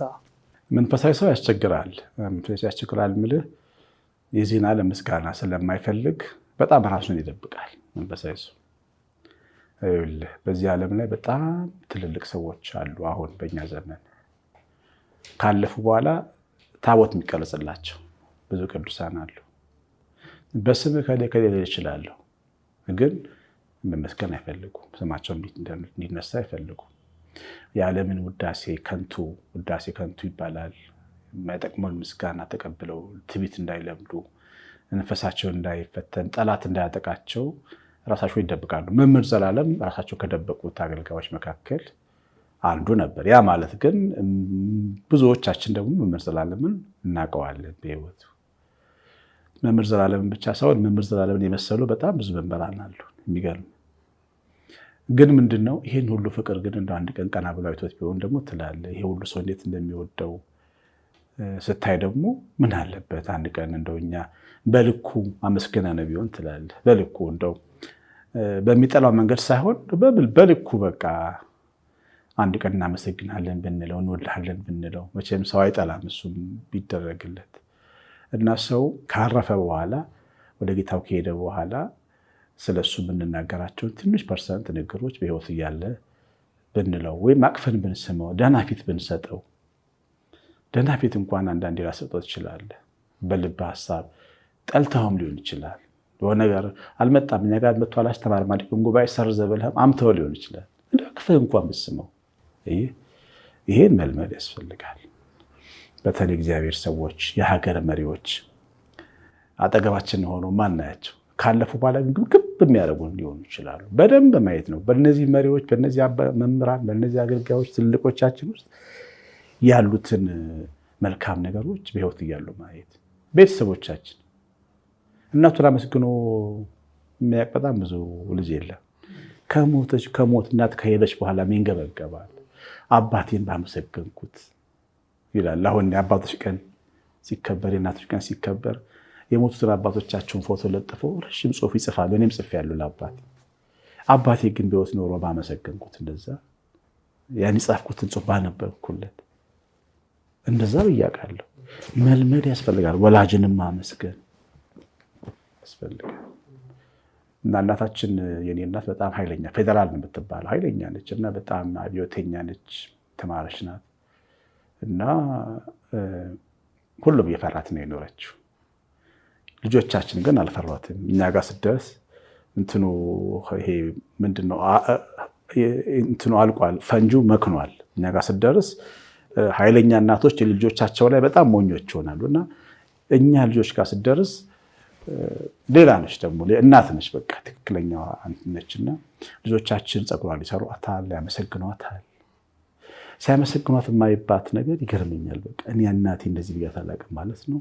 አይዞሽ ሲላት ስታወራው ትላለች፣ ሚኪ እኮ ዛሬ አይዞሽ አለኝ ትላለች። አይዞሽ መባል ይፈልጋሉ። አይ እናቶቻችን የኔ ቆንጆ እናት መባል አለባቸው። ሽቶ ገዝተህ መወድሽ እናቴ ስላለሽ ያመሰግንሻለሁ ማለት መልመድ ያስፈልጋል። ሳያመልጡን እናቶቻችን ያሉ ሰዎች ሳያመልጡን፣ አባባ ሳያመልጠን፣ ወንድም እህት ሳታመልጠን መመሰጋገን ያስፈልጋል። በጣም የተቀደሰ ነገር ነውና ከዘላለም ሕይወት የምንማረው እሱን ትቶን ሲሄድ አወረድ ነው። መቼም ሰማይ ላይ ሆኖ አይና ላይ አይንም ብዬ አላስብም፣ ግን ትንሽ በሕይወት ኖሮ ቢሰማው ደስ ይለኝ ነበር። ደስ ይላል። ምናልባት አያይዘንም በተለይ እናቶች የእናንተንም በዩቲዩብ ቻናል ላይ በደንብ በተወሰነ መልኩ እከታተላለሁ። እንደው የሚሰሩ ስራዎች እንዳሉ አውቃለሁኝ እና እንደው ብዙዎች በተለይ እናቶችን ከማክበር የእናቶችን እንደውም በእሑድ ቀረጻ እንደው የማየው እንትኖች አሉ። እስኪ እሷንም ትንሽ ነገር እንደው ጥሩም ልማድ ስለሆነ እናንሳት። ኦርቶዶክሳዊ እናቶች የሚል መርሃ ግብር አለ። እናቶቻችንን እናቶች ጋር ያለ እምነት በጣም ትልቅ ነው። የሚገርም እኔ አሁን ሰባኪ ከማስተምረኝ ይልቅ በግሌ እናቶችን እያየሁ መማሩ ይበልጣል። ቤተክርስቲያን ሲሄድ ጠዋት ንግስ ሲሆን ዓመታዊ ወራዊ በዓል ሲሆን 30 ደቂቃ ወንጌል ሰብኮ ይወራላል። ከወንጌሉ በላይ እነሱ ናቸው ያስተምሩኝ። አስተጋገላቸው ይረሱታል። ሰው አጠገባችን ነው ይህን ጌታ ሲሉት ሲስሙት እግዚአብሔርን ሳይ ምናምን በቃ ሲሳለሙት እና ማርያምን ያሳዩሃል። አምጥታ ያቺ እግሩን ሽቶ ቀብታ የምትስመዋን ማርያምን አጠገበት ታገኛታለህ። ብቻ ዞር ብቻ በለ ማየት ነው የሚያደርጉት። ለተሬው አይደለም። እግዚአብሔር ቤት ሲመጡ የእውነት ነው። እንዴት አደርክ የኔ መድኃኒዓለም ይላሉ። እንደ ሰው አለ ደህና አደርኩ የሚያመው ሁሉ ይመስላቸዋል። አሙ ከረምኩ ሊሉት ሁሉ ይሞክራሉ። እንደ ሰው ነው የሚያዩት። እና ጸሎት አልጸለያች ነግሬሃለሁ ስራ ስጠው። ታዲያ ምን ያርግ? ስራ ከሌለው ልጄ እንግዲህ አስቸግሯል መሰለኝ ሰፈር አካባቢና ትንሽ ኮምፕሌንስ በዛ መጥቶይና ታዲያ ምን ያርግ? ታዲያ እናትነትም አለለባቸው። ልጃቸውን ጉዳይ ያሳስባል። መድኃኒዓለም ስጠዋ ስራ እንዴ ምን ላርግ ታዲያ? ምን ያርግ ታዲያ? አሁን የጸሎት አይሰማም። እንደዚህ አይነት እናቶች ነው ያሉን። በጣም ድንቅ እናቶች። እናንተ ኦርቶዶክሳውያን ቤተክርስቲያን ስትሄዱ ከህፃናትና ከእናቶች ብዙ ነገር መማር ያስፈልጋል። አሁን ህፃናትን ያቸው ቤት ውስጥ ወደ ምረቱ ላይ ብር የአባታቸው ቤት ነው። እኛ እኮ ምክት ብለን የምንቀመጠው ቄሳር ቤት ያለን ነው የሚመስለን። ለምን እንፈራለን? እነሱ ግን የአባታቸው ልጆች ዝም ካልካቸው መቅደስ ሊገቡ ይችላሉ ካልያዝካቸው። እና እንደዚህ አይነት ንጹህ ዓለም እናቶችም ሆነ ህፃናት የምንማርባቸው ናቸው። እና እነሱን ኢንተርቪው ማድረግበት መራቢ ያስቸግረዋል። ትንሽ ቁም ነገር ያላቸው አይመስላቸውም፣ የሚያስተምሩ አይመስላቸውም። እና እንደዛ ስጠራቸው እንዴት እንደሰው ቆጠርከኝ ይላሉ። ግን ትልቁ ሰዋችን ናቸው ምድር ላይ። እናት ወልዳ ያሳደገች ናት። እና ስንቱን ተሸከም ያሳደገ እናቴና ልን ሰላማዊ ያደረገች ናት። ሴቶች እና እናቶች ባይኖሩ መሬት የዛሬ 10 ሺህ ዓመት በጦርነት ጠፍታ ነበር ይባላል። ወንድ ብቻ ቢኖር የለችም ነበር። እናቶች ስላሉ እስካሁን አለንና እንደዛ ነበር አግባለንና እናቶቻችን ይኖሩልን ሁልጊዜ ክፉ አይንካቸው። እንደው በልዩነት እንደው ከቀረቡ እርሶን ያስደመሙት እስካሁን ልቦትን ስቅዝ አድርጎ የያዘው ታሪኮች ይኖራሉ። እንደው እስኪ እንደው ቶሎ ትዝ የሚሉት 2 እናቶች ያስታውሳሉ። አንደኛው ልጇ እጇ ላይ ሲያርፍ ሴት ልጅ ማለት እጇ ላይ ህፃኗ አረፈችባትና ከዛ ልክ ስታረፍ ያው ቤተሰብ ይደነግጡ ይሄል ናትጮ ብላ ጸሎት ቤት ወስዳ አስቀምጣ ልጇን በድን ጸሎት ቤት ልጆቿን ሰብስባ እንዳታለቅሱ ብላ ምስጋና አመሰግናለሁ። እግዚአብሔር ሰጠ፣ እግዚአብሔር ነሳ፣ በቃ እስካሁን አብራ ኖራለች። ያንተ ናት እናመሰግናለን። ስግድ ብላ ጨርሳ ያለቀሰችው እናት አትረሳኝ። እሷ እንጂ መጽሐፍ ቅዱስ ላይ ማለች እንደዚህ እነሱና ማይቷ ሴትና እንደዚህ ኢንተርቪው ካረኳቸው ውስጥ እሷን አረሳ። ደግሞ አንድ እናት ደግሞ ከባላቸው ፍቅር የያዛቸው እናት ደግሞ 40 ዓመት ኖረዋል። እስካሁን ፍቅር እሱ ከሌለ ምግብ አይበሉም ማለት ነው። እና ዶሮ ወጥ ሰርተው አንድ ቀን ዛሬ ያልመጣም ይቅርታ አድሬያለሁ ሲሏቸው ዶሮ ወጥ እንድፍት አድርገውት ያደሩት ማለት ነው። ከባላቸው ፍቅር ይዟቸው እሳቸውን አልረሳም። እና በጣም ብዙ እናቶች አሉ። ታሪካቸው ደስ ይላል በጣም። እሺ ቴች ፖድካስት ላይ ነን። ጣፋጭ ሕይወት ቲዩብ የሚተላለፍበት ቻናል ነው። በጣም ደስ የሚል አስተማሪ አሪፍ ቆይታ እያደረግን ነው ከቀሲስ አሸናፊ ጋር በጣም ጥሩ ጊዜ እያሳለፋችሁ ነው። አዲስ እይታ የቢዝነሱ አለኝታ የዚህ ፕሮግራም አጋራችን ነው። አዲስ እይታ ቢዝነስ ከመጀመሩ በፊት በቂ የሆነ መረጃ እውቀት ይዘን ቢዝነስ እንጀምር፣ እንደዛ ሲሆን ይበልጥ ውጤታማ እንሆናለን እያለ ነው። በ0978 21 21 21 ላይ እንዲሁ ደወል ልታደርጉ ትችላላችሁ። ከስርም ስልካችሁ አለ፣ ልታገኟቸው ትችላላችሁ። መልእክታቸውን እንከታተላለን። አዲስ እይታ የዚህ ፕሮግራም አጋር ነው። እጅግ አድርገን እናመሰግናለን። እንቀጥላለን። እንግዲህ አሪፍ የጣፈጠ ቆይታ እያሳለፍን ያለ ነው። ስንመለስ ያው የህይወት ሁሉ ነገር ምችት ተብሎ አይሄድም። ፈተናዎች አሉ። አይ እንደው ለምን ፈጠርከኝ የሚያስብሉ ቻሌንጆች አሉ። አልጋ ባልጋ የሚባል ነገር የለም። የህይወት መጣፈጫ አንዱ ማጣፈጫው ቅመም ፈተና ነው፣ ቻሌንጅ ነው ይባላል። ከባዱ ነገር እጅ የተሰጠ ሰዓት ነው። ለቻሌንጅ እጅ የተሰጠ ሰዓት ነገሩን ያው ለመቀየር ስለሚያስቸግር ያኔ ይከብዳል። ግን እንደው ቀሲስ በህይወት ጉዞ ላይ ፈታኝ የህይወቴ ጊዜ ብለው የሚያስታውሷቸው ጊዜዎች ይኖራሉ ብዬ አስባለሁ። መቼም ያው አልጋ ባልጋ አይሆንም።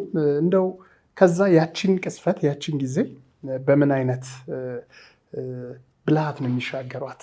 በምን አይነት መረጋጋት፣ መስከን፣ ማሰብ፣ ማሰላሰል ውስጥ ነው የሚሻገሯት? አንዳንዶች ያው ግጥምም ጻፍ ያደርጋሉ፣ ዜማም ይደርሳሉ። ሌላ እንደው ማውጫ፣ መተንፈሻ፣ ማረፊያ መንገድ አላቸው እና እርስዎ በምን አይነት መላ ነው የሚሻገሯት? ችግሮች ሲገጥሙኝ ችግሮች ከሁለት አይነት ቦታዎች ይመጣሉ።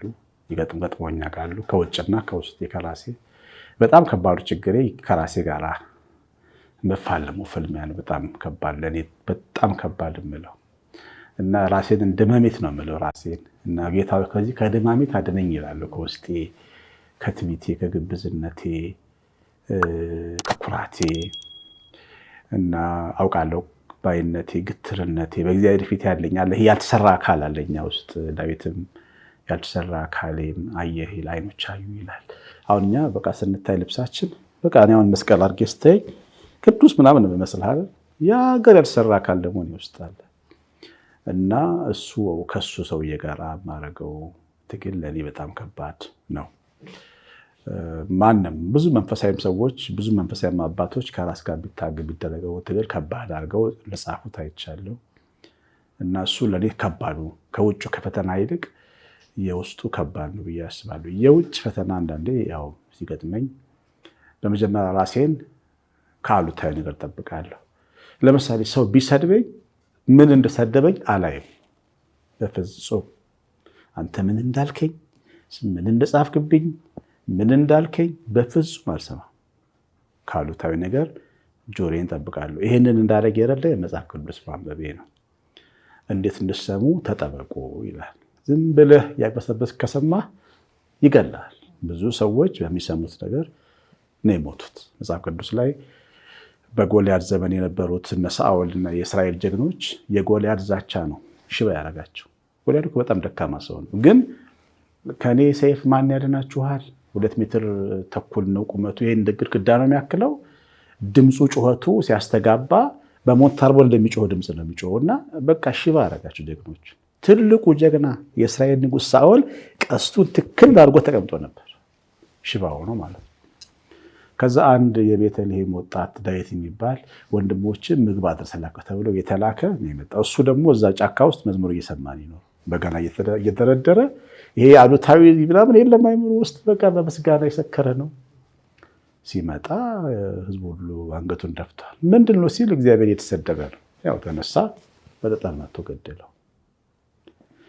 እና ያ ጦርነት የስነ ልቦና ጦርነት ነው የተነሳው እዛ ጋር ድል የተነሳው እዛ ጋር ጀግኖቹን ሽባ ያደረገው የጎልያድ ጩኸት ነው። እና አንዳንዴ ከጎልያድ ጩኸት ራስን መጠበቅ አለብህ። የሚያስፈራሩ እንዲህ ሊፈጠር ነው፣ እንዲህ ሊደርስብህ ነው፣ እንዲህ ይሆንብሃል።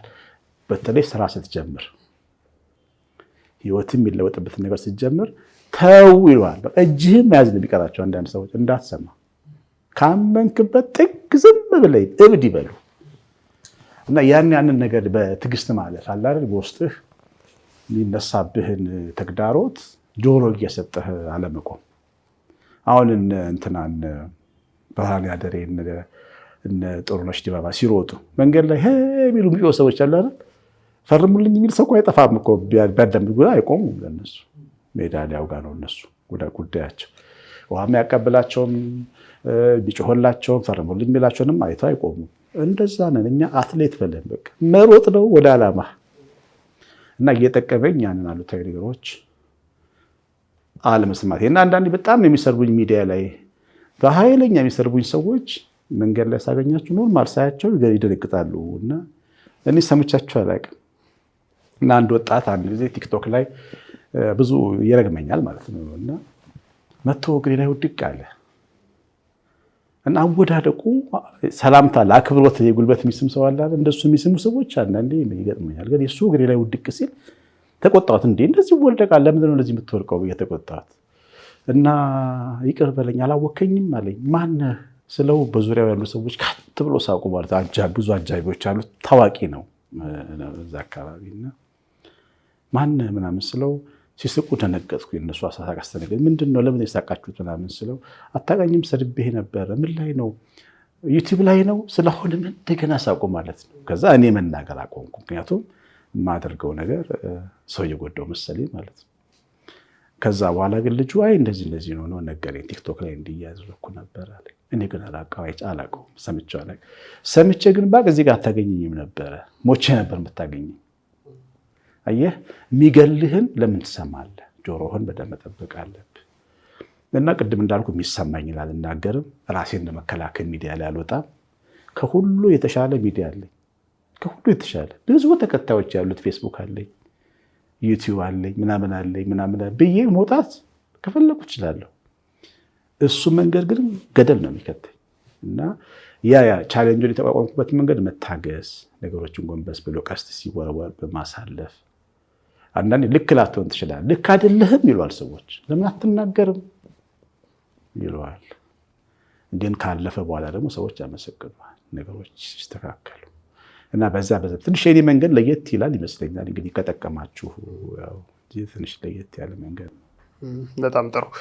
ምናልባት ያው ሁላችንም ልክ አሁን ቅድም ስናነሳቸው የነበሩ በከፋን ሰዓት በሞላልን ሰዓት ፍንቅል ብለው የሚሰሩ ነገሮች ይኖራሉ። እርስዎ ደግሞ በተለየ መልኩ ብዙዎች ልብ ውስጥ ህይወት ውስጥ ገብተው ቁጭ ያሉ መዝሙሮች አሉ። በተለያየ ስሜት ላይ ሆነው እርስዎ ከገጠመውት ነገር ተነስተው ወደ ጽሁፍ እና ወደ ዜማ ቀይረው እንዲሁም መዝሙሩ ብዙዎች ሰዎች ጋር ደርሷል እና እንደው በሚያስታውሱት ለምሳሌ መድኃኔዓለም ቦሌ መድኃኔዓለም ጋር ሆነው እንደው ክብድ ባለ ከቦሌ መድኃኔዓለም ፊት ለፊት ጋር ቁጭ ብዬ ብለው ያነሱልኝ አንድ ጉዳይ ነበርና እስኪ እሱንም እናንሳ። ብዙ አሉ በሰው ህይወት በራሴ አሁን ለምሳሌ እግዚአብሔር ቅጣት እየጠበቅኩ ምሕረት ሲያደርግልኝ ሳየው በጣም ተገርሜ ቶሎ እስኪወጣ አምጥቼ ምሕረቱን ምጽፍበት ጊዜ አለ። አሁን እንዳልከው አንድ ጊዜ ቦሌ መድኃኔዓለም መግባት ፈርቼ ቃተኛ ድሮ ሲንትና ቪላ ቤት ነበር ቃተኛ እና እዛ በረንዳ ላይ ቁጭ ብዬ ያው እንዲታየኝ ፈልጌያለሁ። ከዓይኔ እንዲጠፋ አልፈለኩም መድኃኔዓለም እና እያየሁት ከዛ መዝሙር መጣልኝ ማለት ነው። እና ቸርነት ምሕረት ቢነገር ቸርነት ምሕረት ቢነገር ማን ይደርስበታል ጌታ ያንተን ፍቅር የምትጠብቀን አትተኛምና ሰልፎ ያንተ ሆኖ ወጣን ከፈተና የሚል መዝሙር አለኝና እሱን ግጥም ሙሉውን ነው የሰራሁት። እንደው ክብ አድርጊያት አስተናጋጇል ወረቀት አምጪልኝ ምናምን ስላት ድሮ ያኔ ስልክ ምናምን ብዙ እንትን ስለሌለ በቃ ግራ የገባት ቆማ ምን ሊሰራ ነው እንደዚህ ያጣደፈኝና መዝሙሩን በዛ የሰራሁት አለ። አንድ ምስኪን ልጅ አግኝቼ ደግሞ አታርጎልበታል በታተነቀኝ የሚል በተለይ እሱ በጣም ይገርመኛል። በቃ እኔ ስመረቅ ከቅድስት ሥላሴ ዩኒቨርሲቲ ቤተሰቦች አጋጣሚ ከስራ አባቴ ተፈናቅለው ችግር ውስጥ ነበሩ እና ለእኔ ድግስ መደገስ አይ ክፍለ ሀገር ወልቂጤ ነው ያሉት። አዲስ አበባ ደግሞ ለእኔ ድግስ የሚደግስ ዘመድ አልነበረ እና ተመርቀን እኔና አንድ መሰለ የሚባል ጓደኛ የጅማ ልጅ ያደርነው ዶርም ውስጥ ነው። ሁሉም አበባውን ይዞ ጋውኑን ለብሶ ድግሱ ቤት ሄዷል ቤተሰቦቹ። እኛ ብቻ ነን ያደርነው ኮሌጅ ውስጥ ማለት ነው። እና እሱ ልቤ ውስጥ አለ እና አንድ ቀን ሲሄድ መንገድ ላይ ወንደ ኦሮሞ ልጅ ነው፣ ጋዋን ለብሷል፣ አበባ አልያዘም፣ ባይንደር ይዟል እና ተሰልፏል በሰዎች ውስጥ ሰልፍና ጠራሁት እና የት እየሄድክ ነው ስለ ወደዚህ ወደ ወለቴ ነው። እኔ አየር ጤና አካባቢ እየሄድኩ ነበር። ግባ አልኩት፣ ገቤን አስገባሁት እና ታዲያ ዘመድ የለም ቤተሰብ የለም። ለምን የለም? እናት አባት የለኝም ዘመድ ምናምን የለኝም እና ማን ብቻ ነው የተማርኩት። ማን ላስመረቀ? ማንም አላስመረቀኝ። እንባዬ መጣ እና ትዝ አለኝ ያኛው የዶርም ያደርኩት የምርቃቴ ቀን ዶርም የተኛሁት ነገር እና ራሴን ተቆጣጠርኩ። የት እየሄድክ ነው አልኩት። ወደ ወለቴ ገጠር ውስጥ ነው የምገባው አለ። ያውቃሉ መመረቅን አያውቁም አለ። በቃ ራሴን ተቆጣጥሬ ሸኘሁት ልጁን። ልክ ሸኝቸው ሰው ቤት ገባው ማለት ነው። ይሄ መዝሙር ለመስራት ለመጣልኝ አቷልጎሎበታል ብለህ ሳትንቀኝ። ያኔ ዶርም አድሬ ነበር። ዛሬ ግን እዚያ ድረስህኛል ጌታዬ እኔ ማን ነኝ የሚለው መዝሙር ያኔ የተሰራ። ብዙ መዝሙሮች አሉ እንደ የት መዝሙሮች ታሪኮች መሰረት አድርጌ የሰራኋቸው ማለት ነው። በጣም ደስ ይላል። እሺ እንቀጥላለን። ቴጅ ፖድካስት ላይ እንገኛለን። እንግዲህ ምስጋና ህይወትን ያጣፍጣል እያልን ነው። ለህይወት ማጣፈጫ የሚሆኑ ሀሳቦችን እንዲሁ ቁም ነገሮችን መላዎችን እያንሸራሸረ ነው። በመንፈሳዊ ህይወትም እንዲሁ በዓለማዊም እንዲሁ በስነ ልቦናም እይታዎች ምን ይመስላሉ፣ ምን ጥቅሞች አሉት፣ ማህበራዊ ፋይዳውስ ምን ይመስላል የሚሉትንና የመንፈሳዊ የህይወት ጉዟቸውን ከቀሲስ አሸናፊ ጋር እየተመካከረን ነው ያለ ነው። እንቀጥላለን። ምናልባት በሁለት አመስግኑ ብለን እድል ብንሰጥ ከፈጣሪ በታች ከእግዚአብሔር በታች ሁለት እንደው በህይወቴ ላይ ማረሳቸው በከበደኝ ሰዓት እጃቸውን የሰጡኝ፣ ያገዙኝ፣ የደገፉኝ፣ ያሻገሩኝ ከፈጣሪ በታች እንደ ሁለት ሰዎች አንሱ ብለን እድል ብንሰጥ እነማን ያነሳል? በጣም ለእኔ ከባድ ጥያቄ ነው። ምክንያቱም በጣም ምስጋና የምወድ ሰው ነኝ ታውቃለህ። ምን ነው ሁለት ብቻ አደረግብኝ? ምክንያቱም በጣም ትልልቅ ሰዎች በህይወቴ ውስጥ አሉ እና ደግሞ አንዲት ትንሽም ነገር ብታረግልኝ ያለም ትልቅ ነገር በህይወቴ ትንሽም ብታረግልኝ አልረሳም። የሚገርም አንድ ጊዜ እንደው ልንገርህ እንደው በጣም አስተማሪ ስለሆነ ነው። ቁጥር 2 መዝሙር እንደ እግዚአብሔር ያለ ስሰራ 2000 ብር ነበረ መሰራበት ገንዘብ ከሰው ተበድሬ ያመጣሁት 34 ብር ተረፈኝ ከ2000 ብሩ እና 34 ብር ደግሞ በጨርቅ ባቡጀድ ጨርቅ የዲያቆን አሸናፊ ቁጥር 2 ብለህ አጽፈ ይዘና ብሎኛል አከፋፋዩ የሚለጠፍ ማለት በር ላይ። ከዛ ቁጭ እያሰብኩና እዚህ መስቀል ስኬር አካባቢ አንድ ልጅ አለና እሱ ጋር ሄድኩኝ። ባሊጎባ ማቀው ነው። እባክህ እንደዚህ ስራ አለኝ አልኩት። ምን ችግር አለ እሰራለሁ። ብዙ የሚጻፈው አምጣ አለኝ። ሰጠሁት። ያችን 30 ብሬን ቆጥቤ በእግሬ ነው ካሳንክስ ነው የምኖረው። በእግሬ ወክ አድርጌ ካሳንክስ ገባሁ። ተመልሼ በቀጠረኝ ሰዓት ሄድኩ። ትልቅ ባነር ሰርቶልኝ የአዲስ የመጣ ባነር ገና አዲስ እንደመጣ ነው ሳየው ውሃ ነው የሆንኩት። ምክንያቱም እኔ 30 ብር ነው ያለኝ 34 ብር ነው ያለኝ። ከዛ ሰጠኝ ውሰዳለኝ። እሺ ብዬ ስንት ነው አልኩት። አይ አይከፈልም። መክፈል አለብኝ ብር እንዳለው ሰው ማለት ነው። 30 ብር እኮ ነው ያለኝ። ተከላ ዝም ብለህ ሂድ። እኔ እንደውም እኮ ብዙ ላግዝ ይገባኝ ነበረ ምናምን ብሎኝ ያን ባነር አሸክሞኝ ብሬን ይዤ ሄድኩ ማለት ነው። ያችን ለእኔ ትልቅ ስጦታ ናት እና ተለጠፈ። መዝሙሬን በጣም ቫይራል ሆነ ማለት ነው። ከዛ እሱ አሜሪካ ነገር ወጥቶ ቆይቶ አንድ ቀን ደወለልኝ እና ያው ያኔ ሲደውልልኝ እኔ ቁጥር 3 ዘምሬ በጣም መዝሙሮቼ በጣም እንትን ሆኖ ዓለም አቀፍ ሆነዋል። ከዛ ደወለልኝ። አሽዬ እንደው ላስቸግር ያገኘው አስቸግረኛ በደስታ ምን ችግር አለ? ምን ልተባበር አልኩት። አይ እንዲህ እሱ ረስቶታል ያደረገልኝ ነገር። ሰርግ አለኝና እንደዚህ ሆቴል መታ አንድ መዝሙር ብትዘምርልኝ አለኝ። አንድ መዝሙር የምዘምርልህ?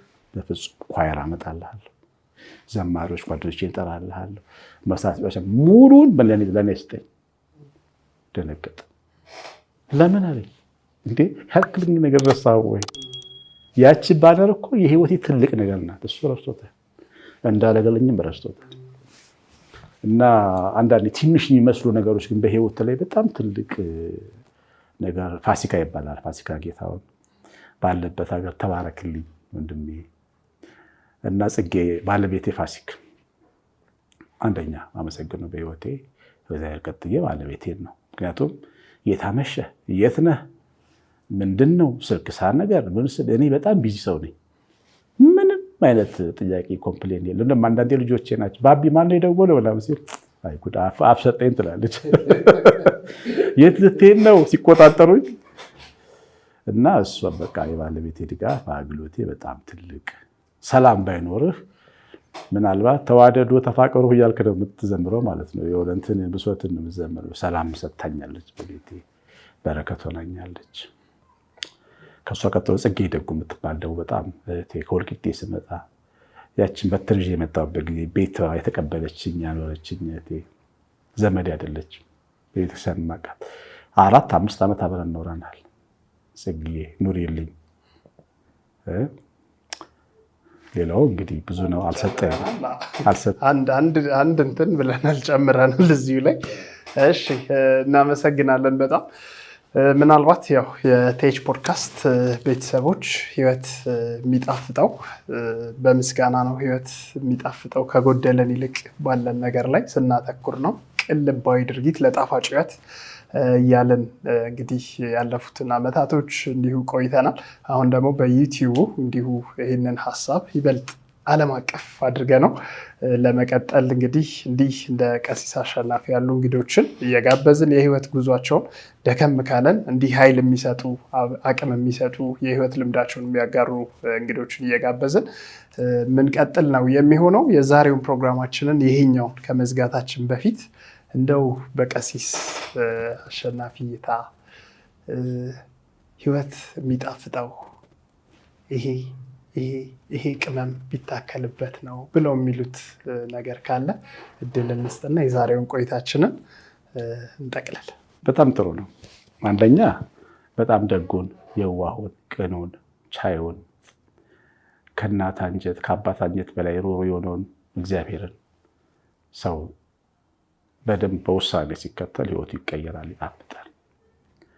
ይህን ማወቅ ያስፈልጋል የመጀመሪያ። ሁለተኛ ክፉን በክፉ አለመመለስ።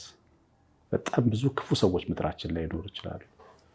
ግን የተለየው ሰው መሆን፣ እነሱን አለመምሰል፣ ምንም ክፉን ቢሆኑ ክፉ አለመመለስ፣ ስሜትን ተቆጣጥረህ ክፉን በክፉ አለመመለስ፣ ሰይፍን በሰይፍ አለመመለስ። ሰይፍ ስታነሳ ሰይፍ ነው የሚከተለው። ሌላ ሰይፍ ስታነሳ ሰይፍ እሱን መስበር ነው። ኑሮ ጣፋጭ እንደሆነ ያደርጋል። ክፉን በክፉ አለመመለስ። ሶስተኛው እኔ የምጠቀምበት ብዙ ጊዜ የሰዎችን ሁልጊዜ ጥሩ ጥሩ ነገሮችን ማየት ማለት ነው። ከሁኔታዎች ጥሩ ጥሮችን ማየት በጣም ብዙ ናቸው። የሚገርም እንደውም የሚበልጡት ጥሩ ነገሮች ናቸው በዙሪያችን። በጣም ምርጡ ነገር በዙሪያችን አለ። ለምን? እኛ የእግዚአብሔር መንግስት ልጆች ነን። ግን እኛ የምናሳዝነው የሚያናደደውን ነገር ነው የምናየው። ጥሩ ጥሩ ነገሮችን ካየን በጣም ጣፋጭ ነው የምትሆነው። አሁን እኔ ይዤ ቦታ ከዚህ አስፋልት በጣም የሚያስተምሩ በትንሹ 100 ነገሮች ያሳይ ይችላሉ በእያንዳንዱ ጉዳይ ላይ። እሱን ማየት መቻል በቃ ትልቅ ነገር ነው። በእኔ እንግዲህ እይታ ይሄንን ነው የማየው። በጣም አሪፍ፣ እጅግ አድርገን እናመሰግናለን። ውድ የቲኤች ፖድካስት ተመልካቾቻችን በጣፋጭ ሕይወት ቲዩብ ላይ ከእንግዳችን ጋር ከቀሲስ አሸናፊ ገብረ ማርያም ጋር የነበረን ቆይታ ይህንን ይመስል ነበረ። አዲስ እይታ የዚህ ፕሮግራም አጋር ስለሆነ ከልብ እናመሰግናለን። እንግዲህ በመጨረሻም የጣፋጭ ሕይወት ቲዩብ ቤተሰብ ሁኑ። ሰብስክራይብ ማድረግ ይቻላል። ኮሜንት ላይ ሀሳብ ስጡ፣ ለወዳጆቻችሁ እንዲሁ እንድታጋሩ እንጋብዛለን። እኛ እንግዲህ የጣፋጭ ሕይወትን ዩቲዩብ ቻናል በደንብ ቤተሰብ ሆኖ ዛሬ የወላችሁ እንዲህ አይነት ቁም ነገሮች የሚገኙባቸውን ቻናሎች ስንሰማ ለልጆቻችን የምንነግራቸው ቁም ነገሮች እንማርባቸዋለን። ለራሳችን አንዳንድ ከባባድ ጊዜዎች የምናልፍባቸው ነገሮች እንማርባቸዋለን እና ሰብስክራይብ አድርጓቸው። አዲስ ሲመጡ ልጆችን አጠንክሯቸው፣ አበርቷቸው። እግዚአብሔር ይባርካቸው ብላችሁ ደስ ብሏቸው ደግሞ ላይክ እያደረጋችሁ ለቪዲዮቻቸውን ሂዱ። የአጋፔ ቤተሰቦችም ሼር ስለማድረግላችሁ ይሄን አድርጎ እግዚአብሔር ይባርካችሁ። እናመሰግናለን። እግዚአብሔር ይስጥልን ስለሰጡን ጊዜ፣ ስለነበረን ቆይታ እጅግ አድርገን እናመሰግናለን። የዛሬው ፕሮግራማችን ይህንን ይመስል ነበር። ይቀጥላል። መልካም ጊዜ ይሆንላችሁ። ቻው።